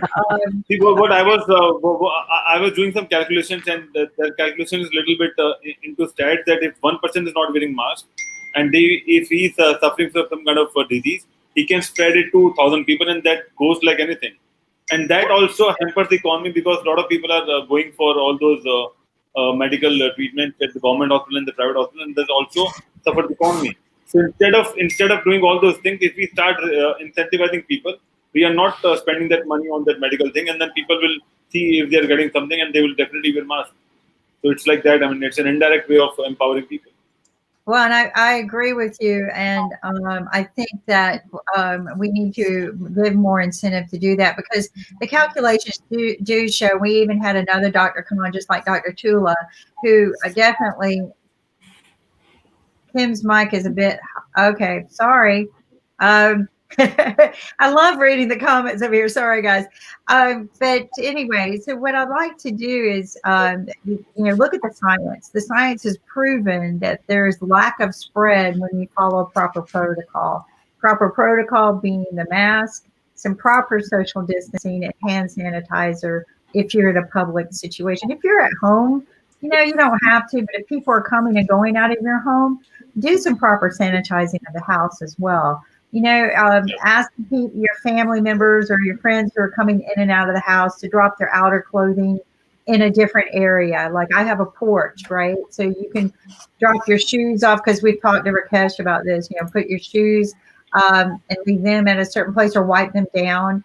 But I learned a lot from listening to everyone in every different country on how they are doing this. And I think there's something to be said about these proper protocols. I would have never thought about the shoes, but they do pick up a lot of germs, and leaving them in a space where they can sanitize themselves after a couple of hours or wiping them off is, to me, just being smart. And Dr. Tula, I couldn't agree with you. It's not that difficult to wear. I'm going to be upfront with everyone. I don't know if it's a phobia, but or if there's a name for it, but I had problems with things being too close to my face for too long. So when I heard that this was the only way to really protect ourselves, I told myself my doctors can do it. And for 8 hours while I was under surgery, certainly I can do it. So every day I put this on my face for 15 minutes. And then I would extend it longer to get used to it. So when I go out, I can wear it without panicking. And it wasn't easy at first. Hey, I was listening backstage to Dr. Tula, and I thought, what a brilliant suggestion. Just wear a mask. They don't need a law degree. They don't need a medical degree. They don't need to get a PhD like Sharif. Here's what they have to do. Now, this is really tough for you guys. Okay, now watch what you do. You put this thing on. I mean, this is going to be a real tough one. And the studies I've read show, from Lancet, the New England Journal of Medicine say, if you wear a mask, they wear a mask. It reduces it, like 98%. In other words, the infection rate goes down absolutely tremendously. And they also say glasses help too. They wear eye protection like glasses. Wait, and if people did that, then the thing is it would take this down to dull roar in two countries that are so heavy into democracy that lead the world in coronavirus, which is the United States and India. But they have to just, all they have to do is do this. I mean, it's not rocket science. And I think what we need to do, and because we're doing the International Day of Peace, we got all these people and celebrities. We need to kind of like hint, in addition to peace, hint, tell the world that maybe you should wear a mask. Because I honestly, I just don't think people, Ankin, I don't think the people get it, No, and this is not proper wear a mask. Pulling it down. This is proper wear a mask. This is not. This is what people do, and they need to just. And something else we learned yesterday, and Dr. Tula, maybe you can correct me on it, but one of the doctors said to put the mask on the face, and then a little bit of tape, and I say use the hospital tape, bandage tape. But a little tape here, so if you're wearing glasses, you're not breathing all your breath into your eye. It's not about the glasses only. I mean, if you take a breath or if you take your breath out, it won't go in your eyes. if Yeah, you're it doesn't contaminated with something. rise. Exactly. So he It's wants just us to not block this. Yeah, we need to tell Jeff that too down there, since he's doing this thing on the 26th, which is great for the people. But man, you're going to have to let them know wear a mask, because we really do not have the celebrity or the business community, or frankly any community behind this, and our political leaders aren't. And you're right, Dr. Toole. I was listening backstage. They ignore science, ignore medicine. Okay, Jeff has a question. and it just bothers me crazy. Yes, Jeff. I found that using bandanas are useless, except for maybe, pushing out your breath to other people, but bringing the virus in. And I would say 90% of the people I see don't have an N95 mask. But in my journeys, I found this blue paper, and they say that it protects like 95% it's a good filter to put inside your bandana. And this is what it is. It's a shop vac. And I bought this at my hardware store, the Ace hardware store. Maybe we could put it on on our market and highlight it, because you can take a dirty old bandana mask that is convenient, and it's all most people have. And you can put this in there. You can wrap your face firstly in this, and then pull your other mask up. And so that was my intel. That's what I've learned. Yeah, and having some protection like that is better than no protection. It's the blue paper towel. Yes, that yeah, is, put it on, and then the problem with the N95 mask is even getting to buy them. I mean, they're just not even available. I don't know if you see that. Well, you don't require an N95 mask. Honestly speaking, you don't require it. Really? See, okay. It's an overkill. N95 is an overkill for general public. See, because we need to understand that everyone is not corona positive near you, right? So it is only in a confined atmosphere where you are dealing with sick patients who are corona positive and are sick. Then only you require an N95 mask. Right. Okay. So and that too in a contained atmosphere, right? Where there is a centralized AC, there is no outlet of air and all that. So, I mean, for general public, you don't require an N95. Right. So, the basic masks are good enough if you are maintaining distance. Because please understand, even if you're wearing a surgical mask, it's not a mask which is going to give you absolute protection. So, the thing is that it is dependent on the fact that the person across you is also wearing a mask, and you have a certain amount of distance between you. That is the trick. Right.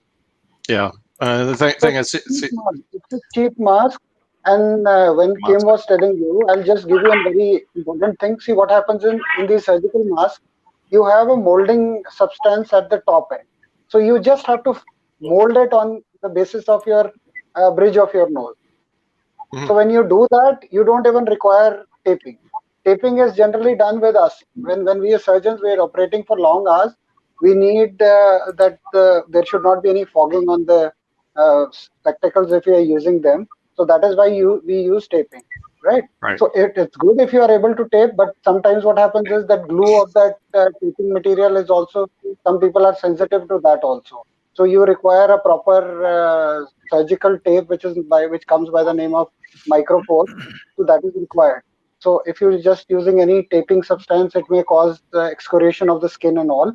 So even if you're not able to do that, just simple bending of that mask at this point does the trick. Okay. I mean, the thing is, I think, yes, sure. Yes. No, I just want to know, let's say from India, like what's the reason that people do not want to wearing mask? Let's say this is very common. Let's say I'm just now in Malaysia. I do not find any single person, let's say when I go to outside, they do not wearing mask, or they do not maintain the SOP everywhere. So what's the reason? Is there any behavioral issues, or is there any scientific analysis you have? Because it's for me, let's say Malaysia, it's very uncommon. Like everyone, even many Indian people live in Malaysia, and everybody actually following this wearing mask, maintaining SOP, giving their data everywhere. Even example, I have to get into my house, the condominium, at least 4 places I have to give my data.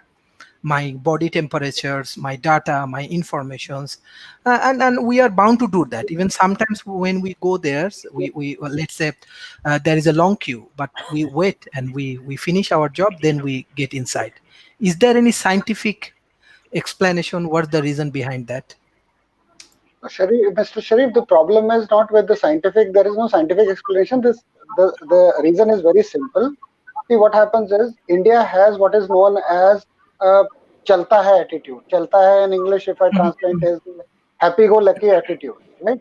So they believe that, I mean, see, when we Indians, or for example, not only Indians, I'm talking the subcontinent people. I'm talking South about, Asia, yeah. yeah, South subcontinent to be precise. That means India, Pakistan, Bangladesh, and maybe the Bangladesh, Sri yeah. Lanka also. Though I believe Sri Lankans are a little better off than us when it comes to discipline. But at the end of the day, we have a tendency that when we are outside, that means when we are in other nations, we tend to follow the rules of that nation because we believe we fall in line. When we come back to our countries, it just seems that we go into some kind of trance, and we believe that okay, we can get things done the whatever the way we want to. I mean, this is not something, this is not a disease which you can bribe. I'm sorry to say it very I mean openly, but it's not a disease you can get away with or bribe, right? So you need to understand that you need to be responsible, and if you're not going to be responsible, you're going to pay a penalty for that, and that penalty at worst can be a penalty with your life. We have here Dr. Saggu, who has gone through the entire grind. I'm sure he is the right person to put things in perspective, but people should be listening to him. My only concern is that, see, he is a survivor, he's gone through the disease, he's come out. But again, he's been harping from day one itself that we should, I mean, maintain discipline, decorum, maintain the SOP.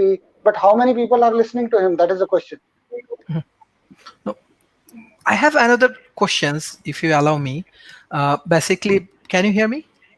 Yes, please. Yes. My question is that, let's say Indian governments, even any like Bangladesh or Bangladesh, I can check anyway. So the government, like they impose anything, like example for all of the business organizations, all of the everywhere they impose anything that if you have to use this transport, or if you have to get entered to the restaurant or office or anything, you have to collect data of each and every person, like their body temperature, their informations, their national ID or passport numbers, whatever it is, you have to collect and you have to put it to the governments. Is there any law or anything imposing by the government? No, so let us be candid with that. See, what happens is in corporate offices, generally they have a system by which they monitor a little. I mean, I'm not saying that they are not absolutely monitoring, so they are taking temperature and all, they're maintaining social distancing also. But at the end of the day, see, what has happened is that the economy is opened up now. So the government is opening up more and more. Now, this is a challenge because, see, please understand, India is a country where I mean, per kilometer density in cities is atrociously high. So if you were to look, so we need to understand that in villages this might not be a problem, but in the urban areas the problem is that we are too much, right? And when we are coming to one workplace, the government is in two minds. They don't know whether, I mean, honestly speaking, economy is one thing on their mind. So I mean, they will go the economy way, I guess, at the moment, and they're trying their level best to educate people. But at the end of the day, it is imperative for people themselves also to take precautions. Now, what can the government do at the end of the day? They can only guide you, give you SOPs, guidelines. Ultimately, it is our responsibility also.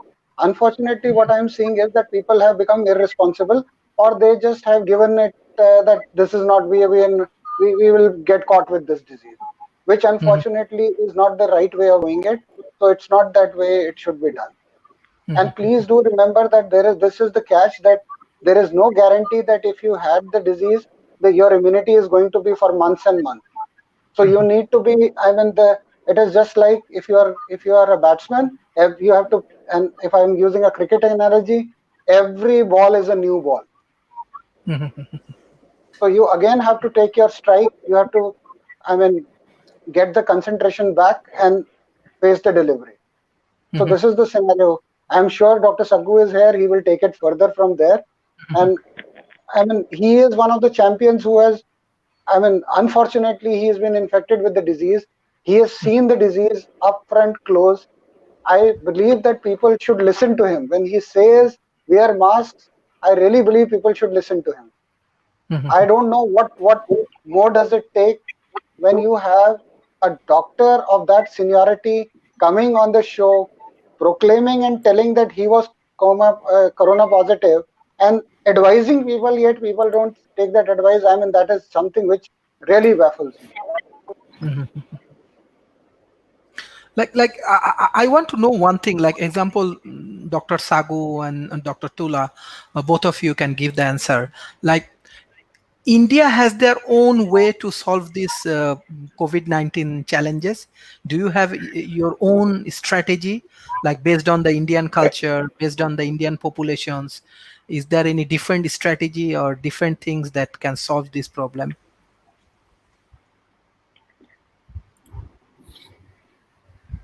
Hello. Yes. Dr. Saggu, please take the question. I will request you that there is a little bit of an issue. I'll have to go. So thank you very much. And I'm sure my dear friend, Dr. Saggu, will keep on holding the fort. Yeah, Dr. Tula, thank you so much. I mean, it's being always like very knowledgeable things which I can gather from you. I was listening to you, and rightly you are saying rightly that yes, the Indian people, they are not listening to anybody now. Hopefully they will listen to you, sir. Yeah. I hope that they listen to you. I will start. Yeah. Let me answer to Sharif. Yes, Sharif. I mean, there is always a Indian policy or Indian way of tackling everything, no matter how serious is it or how I mean poor it is. So we always claim that we can handle it on our way. But that is not true, because this virus, this is a pandemic. When each and every person of the globe is speaking the same way, I mean, I'm speaking the same way, you are speaking the same way, and people from United States and people from each and every country, they are speaking the same way. We are speaking in one way. So how can there be a different pathway to deal with this virus? I cannot understand. Even the same type of vaccine, we are looking at each other. You are looking at me and I'm looking at you. So if this kind of situation is there and so many people are getting infected by the virus, so many people have lost their life, so many healthcare workers while working with the COVID patients, they lost their life. If we cannot understand now, I don't think we can understand anything. So Dr. Tula was rightly saying that nobody is seeing, and now there is a new way of, the wearing a mask in India. I can see the mask is hanging below the chin. So I have not seen this type of the wearing of the mask, but I have seen this. The mask is hanging below the chin. Yeah, what type of, I agree with you. When I was at the emergency room a couple of weeks ago, and they checked us in, they gave us a mask, right? And we had to wait in the lobby until our turn. People were converging around to each other, and we're told to wear it like this, right? And distance. Well, they were doing this. Yeah. So because and I'm sitting here going, and then the medical staff or people who ran the lobby area, they would come and tell people, you can't do that. That's not wearing a mask.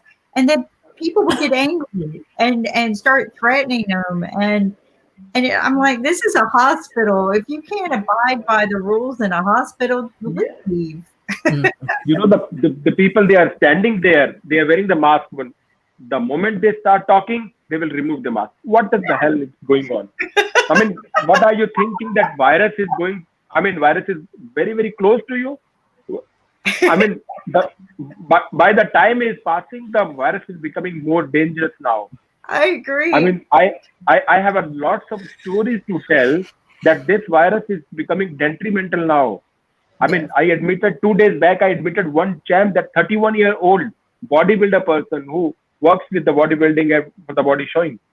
But he recovered 4 weeks back, but 3 days back, he came into emergency with blood pressure 50, systolic blood pressure, immediately collapsed. He has the ejection fraction of heart only 20%. Myocarditis, he came with the myocarditis. Now the kidney was completely shut down. Just a 50 ml urine in 24 hours. Kidney shut down. Heart is going to shut down. 31-year-old chap, very muscle man, 6 feet tall, very good, with very good immunity. When if the virus can, because the thing was, because he was not following the things. He was under the home quarantine. He took the medicine only for 2 weeks, and after that, he stopped taking any medicine. He was not taking any type of vitamins. He was not doing exercises. He was not following healthy diet. Now he's admitted in the hospital in ICU. Even now, in very bad condition, I mean, the chances of recovery was only 20%. He is asking for the mobile because I cannot pass time. I need a mobile in my ICU. So this type of the attitude, if you are having, I don't think nobody is going to save you from this virus. I think this virus has come to teach us the lesson that please follow the nature. If you are going against the nature, no matter how immune or how healthy are you, you will be finished. So that is why my humble request to all the viewers of IBM TV, please follow the preventive measures. This virus will not, escape you. You cannot be spared of this virus. If you are contacted with the virus, it's okay if you can be recovered within 2 or 3 weeks. It is okay. I mean, you are lucky, you can say. You are very lucky that you recovered. But after the recovery, take care of everything. It doesn't mean that now you are a box of antibodies. I don't think till what duration you will be having these antibodies, when these antibodies going to wane off. Please, even then after recovery also follow all the regulations, follow all the preventive measures, wear mask, hand hygiene, social distancing, immunity, everything you have to follow, whatever you were following before you were contacted with the virus. So this is a special message to all the persons who has been recovered from the COVID. Recovery from the COVID is not a big thing that you have, won that match. You have already fought with the virus. The virus can come again, or if the virus will not come again, because the whichever the damage the virus has done to you, that damage definitely can come back. Still, he is a COVID negative, but the effect of the virus is still there. Still, he is recovering from myocarditis. Still, he is recovering from pulmonary embolism. And that is so scary, Doctor. You definitely have had the experience yourself, but I think Jeff has a comment or a question. I have a comment and a question. So if somebody is COVID positive and heals and comes out of the hospital, doesn't die, are they still contagious? I mean, because now they're finding the dog got one, the children are getting them. But if they come out and they come out healthy, everyone says, "Oh, come to dinner," blah blah blah, And so I don't know if that is. That's one question: are you still contagious once you get better? But my other story is that in Maine last week there was a wedding, and there was 178 people. There was 400 people at the wedding. No masks, no COVID precautions, and 178 people got COVID, and 6 people died that were not at the wedding. So you don't know you have it. You go out and you infect one, then one infects the other, and we don't know really much about this yet. And so it's hard to get a complete cap and to slow it down when the medical community doesn't even know exactly where it comes from. Is it in the nose? Is it in cold weather? Is it going to happen if you, like you said, it doesn't build antibodies, So it's a mystery disease. And how long will we be in this? But the wedding happened. The bride must be sad because 6 people died, and they went out 178 people from the wedding contracted positive, and they weren't when they went there. And nobody takes temperatures at weddings. We have to be careful, Earth. Humans. Can I ask a question? Did that wedding violate any of the laws that were in that state? Because I know in our state we're restricted to 6 people. I hope that they're getting reprimanded and that they're learning from this, because 6 people died that were not even at the wedding. Sad isn't the word I would say. If you're not taking these precautions, since day one, I mean, I don't know about other people, Dr. Saggu, But the minute I heard about this, and I know you did this, the minute I heard about this disease back in February, I started Googling what were the impacts to the human body. I didn't care about whether if you just get it and it makes you sick that day. Because I was seeing so many people die from it, I wanted to know what it was doing to the human body. And science, Jeff, science already knew back in February what it will do to the human body. The doctors knew and have been telling people, and nobody listened. But there are Where's the articles. truth? Where's the truth? We need to expose the truth. More of our doctors. It's been on this show since March 7th. It has been in the National Geographic, wrote an article about it, about how it gets in your lungs, and because it has thorns and it looks like this. Hold on. It looks like one of these things that you hate stepping on in your yard. And Right. it goes into your lungs at millions of them, and it will tear it and make it look like a honeycomb. Then if it gets into the blood, it becomes a blood storm. And then it can get it into other organs, like we've heard from Dr. Saggu, and it can permanently, not many autopsies before this report. People were like, oh, it doesn't do all of that. Yes, it does. And it has been scientifically known since before February, because these articles were written in St. John Hopkins. They were written in the National Geographic, and I always keep them down here. And they were, doctors were trying to tell people, but you have all of this political stuff going on, or doubters, but the doubters don't have scientific proof. This is what has bothered me this whole time. None of the doubters have scientific proof, and then they come back and say, show us scientific proof. Well, here's a white paper. There are autopsies now, today. I played part of one the other day that shows how it turns your lungs into jello. So I'm sorry, Dr. Saggu, where did you go? But anyway, but Dr. Saggu has been awesome in coming on here and telling us all of this since day one. The problem is people aren't listening, Jeff. Maybe you can help us. Well, I'm just very amazed that that people are still gathering inappropriately, and that people are not slowing down everything. If we slow down everything, if we check the countries that are successful in lowering their rates of death and infection, what are they doing different? And so be it. We've been in this almost 1 year. Why doesn't everybody just stop for a while? If you're married and you have children, bring the children home and stay put for maybe 6 weeks, maybe 10 weeks. And let's see if that experiment works and the numbers go down. Because every day there's thousands of people dying, and they're saying, oh, well, they were old anyways. They were going to die anyways.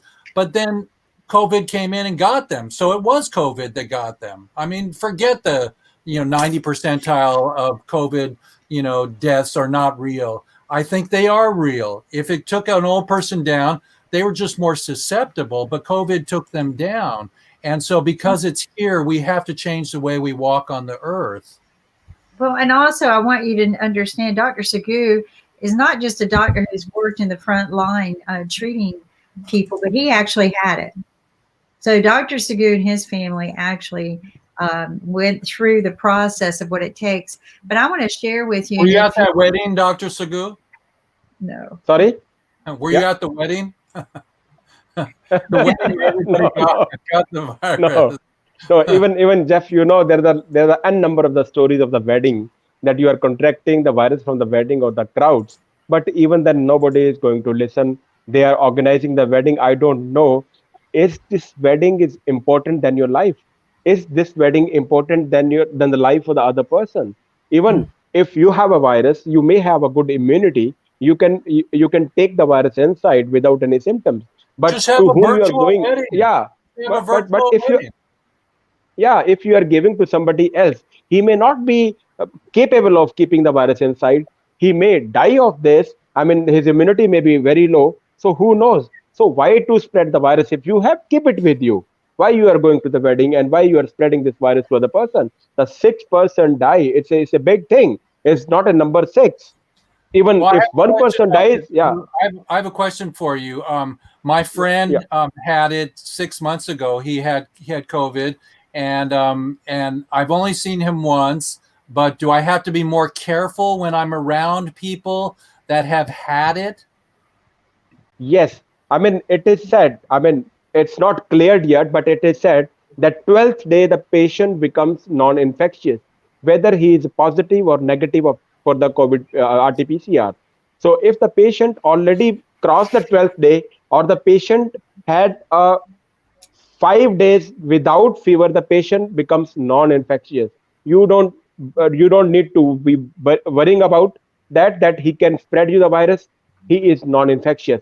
But for himself, the damage which has already been done inside, that can come anytime later on. Even the COVID test is negative, patient can have n number of the complication, like myocarditis, embolism is there, muscular pain is there. So So you I think have a, I'm a, once you get COVID, it lays dormant in your body, even though that you're better and you don't show signs? yeah, yeah, yeah. It lives forever in your body? I'm not talking about that it lived forever in my body, but yes, if I was positive, the damages has already been done. My tissues has already been damaged inside. They can, and because of the damage in the tissues, they can show the symptoms anytime, like a complication, right? I was talking about that person. He was recovered. I mean, he was having, I think, fourth week of recovery, and no symptom, nothing was there. Suddenly he collapsed. Why that happened? The virus was not inside. COVID was negative. Why it happened? Because the damage has already been done inside, was initiated by the virus, but now it is, replicating inside. I'm not talking about the So, virus, so but I'm we, talking we about the need a new damage. book.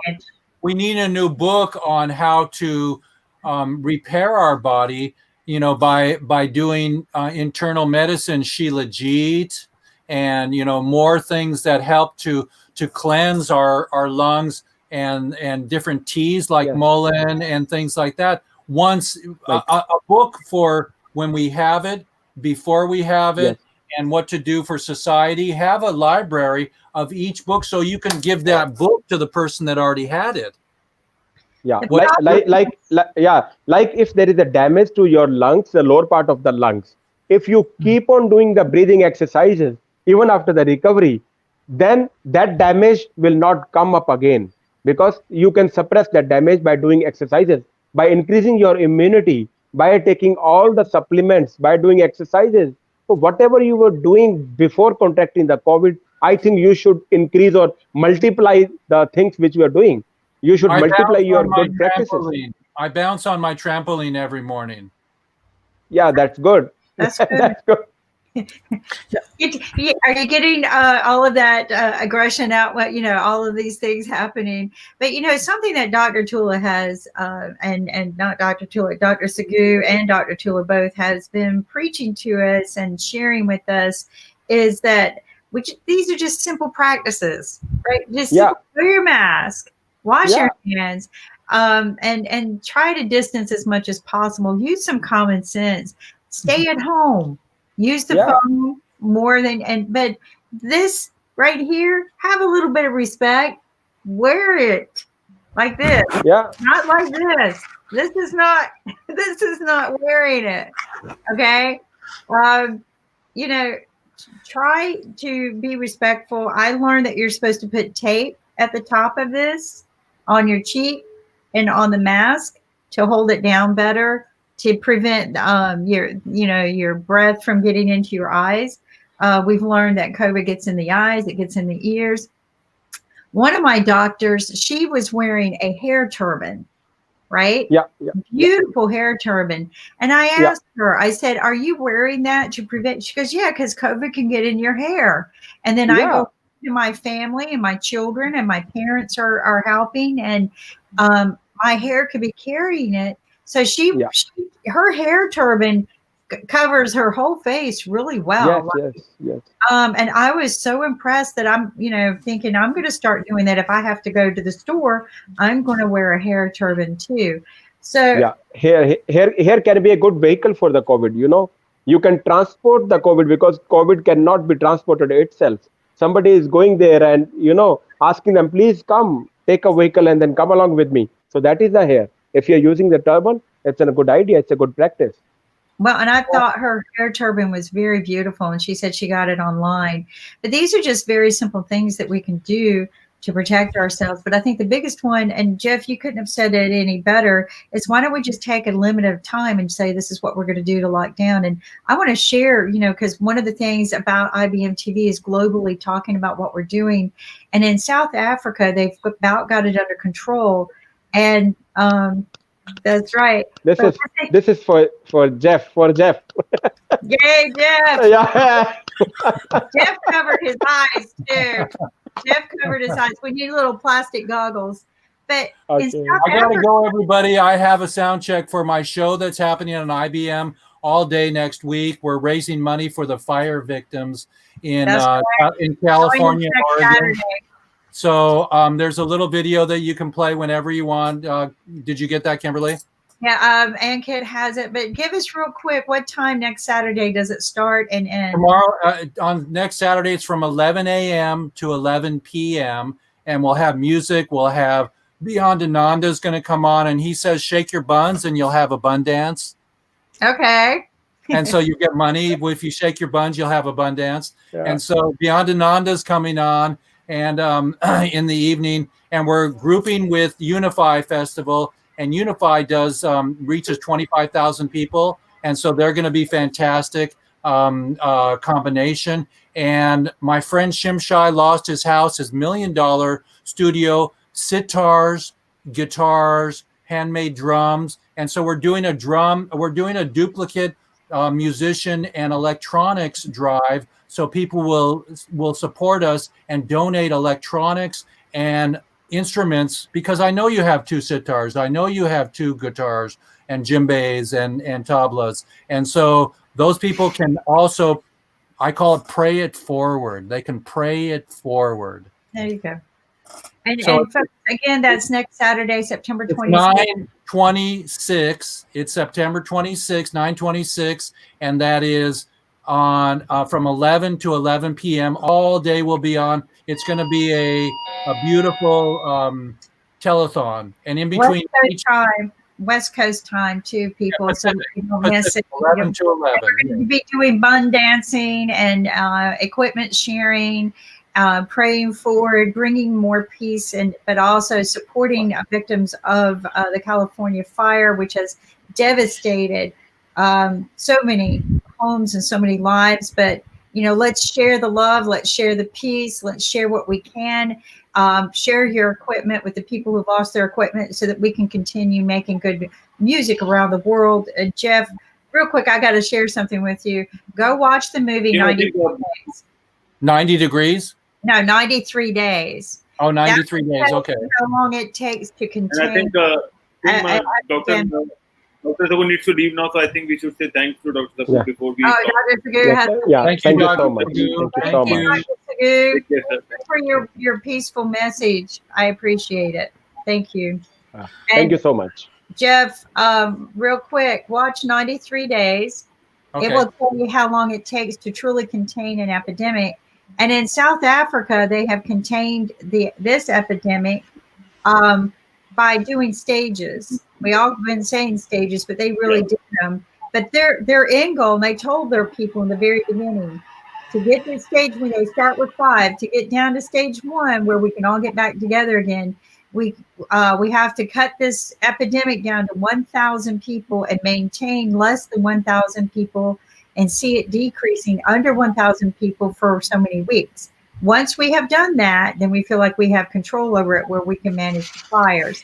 Well, I want the truth. I want the truth from doctors on IBM, and I want the truth about the nano vaccine. I don't want us to be afraid. I want us to share and uncover and expose all the darkness. The controversy around, the children buried underground are going to come out and the money's going to change and all this stuff makes me crazy. But with COVID, I want to learn what's happening with the vaccine. And I want us to uncover that too. Well, more important, Jeff, that's what we've been doing is bringing some facts here.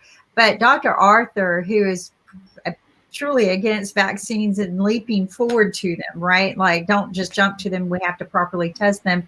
And he predicted what was going to happen with the recent vaccine, the damages that it would cause. And in less than 2 weeks, he was correct. So Dr. Arthur, who sits on one of our panels, he is now been put on the advisory board for the vaccines because he scientifically, he was evaluating and telling them that this is not the right way to do things.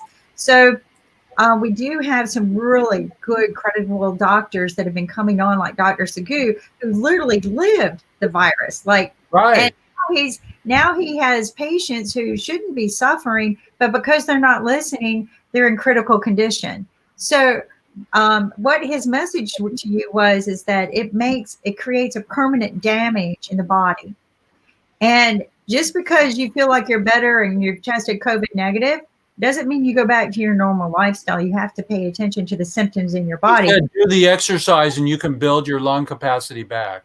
But it's not just the lungs that this damaged. That gentleman's kidneys are damaged. Okay. Right. Because go read the article that I'll send it to you. Read the article that National Geographic wrote about this, and then another. Everybody should also know about male food and female food. Like persimmons are good for prostate, so there must be good food for kidneys, and there must be good food for, yeah. But when you have a pine cone ball in there tearing you up, that can't just heal you, right? Right, but we gotta do something about it, and because we don't want everybody to die, and then we're left alone in our home, watching reruns of, Star Trek or Andy Griffin. I'm gonna go. Green Acres. But no, I want you to truly read those articles, because those were true articles about what the damage is done to the human body. And why the government didn't come out and share these stories with us is beyond my intelligence. Well, get the vote out, everybody. Let's change our regime. So love you, and I'm out of here. Take care, and we'll see you next week. Okay. All right, guys. And again, I told the team that we would just, make an announcement. This is IBM TV. We're at past 12 o'clock. Great day, spiritual day. And Dr. Saggu visited us to share some of his major concerns. And Dr. Tula paid us a visit as well. They both are sharing the same concerns. And this is Dr. Arthur's, that we have proven that the mask, proper sanitizing and proper distancing, we will contain this and prevent massive spreading. Okay, you can't prevent spreading, but we can prevent massive spreading. Jeff has shared the wedding story with us, where over 178 people, I think he said, became contaminated, and 6 people died who weren't even at the wedding. So this will spread without you even knowing it. Want to share some sad news in the United States. Our Supreme Court Justice Ruth Bader Ginsburg passed away last night. She has been one of the most instrumental, beautiful souls of our community to help make sure that policies are in place to protect the human rights. Okay, not this church says this is the way humans need to be treated, and it wasn't about church to her. It was about real human civil rights, and she always maintained those. And we have a special message from our White House correspondent, Bill Trezevant, on this. He worked until late last night. We all did, to make sure that we had the right message to send to the people about what she did. She was a great pioneer. I regret that I never got the opportunity to meet her, but I have witnessed her greatness from afar, and so have we all. But she was about human equal rights, okay? Human civil equal rights. And that was very important. It's going to be very difficult, and I pray that everyone who knew and loved her, that they seek a sense of peace, knowing that she did a great job, and that we feel her shoes, or as I always say, when women part, her heels, because it's very difficult to be a woman and pioneer and pave the way that she did and the way she did it in the high government court systems. She was a great person. She did great things for all humans, not just one part of the society, but all. And let's play Bill Trezevant's message. From IBM TV, International Broadcast Media, this is a special report from Washington. Supreme Court Justice Ruth Bader Ginsburg died Friday, September 18, 2020, of complications from metastatic pancreatic cancer, the Supreme Court announced. She was 87 when she passed at her home in Washington, D.C. Chief Justice John Roberts announced, quote, "Our nation has lost a jurist of historic stature. We at the Supreme Court have lost a cherished colleague. Today we mourn, but with confidence that future generations will remember Ruth Bader Ginsburg as we knew her, a tireless and resolute champion of justice," end quote. Justice Ginsburg's death and the vacancy now created on the Supreme Court was long feared by the center-left of the American body politic and silently hoped for and cherished by the right-wing conservatives in the Republican Party, since her death would create the opportunity for conservatives to appoint one of their own to the court, changing its makeup for the next 50 years. Senate Majority Leader Mitch McConnell, who blocked consideration of former President Barack Obama's Supreme Court pick for over an entire year, has openly invited and planned for this day, mocking Democrats that when a vacancy arrived, he would push through a nominee with utmost dispatch and speed. As a result, Justice Ginsburg's death, just 45 days before the election, will ratchet up the tenor and tone of this election season to a decibel level we have never seen before, save for the possibility of the debates leading to the American Civil War. At stake are all the election lawsuits from around the nation dealing with this election on the federal, state, county, and municipal levels across the country. More importantly, though, are the major cultural issues currently protected by prior Supreme Court rulings, including Roe v. Wade, same-sex marriage, LGBT rights, the First Amendment freedom of speech and assembly, the Second Amendment and gun rights, the Fourth Amendment search and seizure and expansion of police enforcement powers, qualified immunity, and the 14th Amendment protecting civil rights, affirmative action in post-secondary educational institutions, and even the Affordable Care Act, commonly known as Obamacare.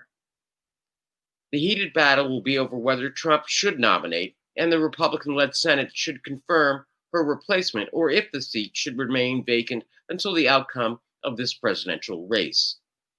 Senate Majority Leader Mitch McConnell immediately announced that the Senate will vote on Trump's nominee. A Trump spokesperson announced that Trump will announce his appointment next week. However, for now, we here at IBM TV mourn the passing of an American jurist, a public servant, a champion for the protection of the least amongst us, and a woman who pursued what was right as she saw it. It is fitting that Justice Ginsburg's passing occurred on Rosh Hashanah, a day dedicated to reflecting on the eve of a new year and a new beginning. Let us all celebrate our faiths. I'm Bill Trezevant. Good morning, good afternoon, and good night.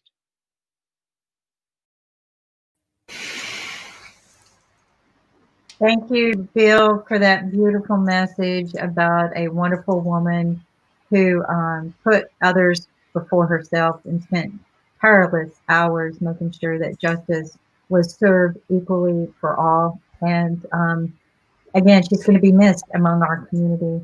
And he mentioned something, she died yesterday during a very special day that is for celebrating life.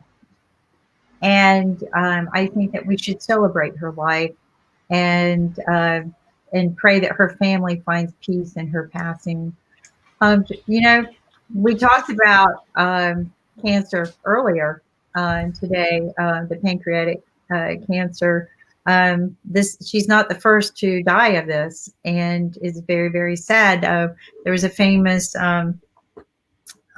several famous people to die of this as well, celebrities. So anyway, we're at the hour. It's time to go, isn't it, Ankit?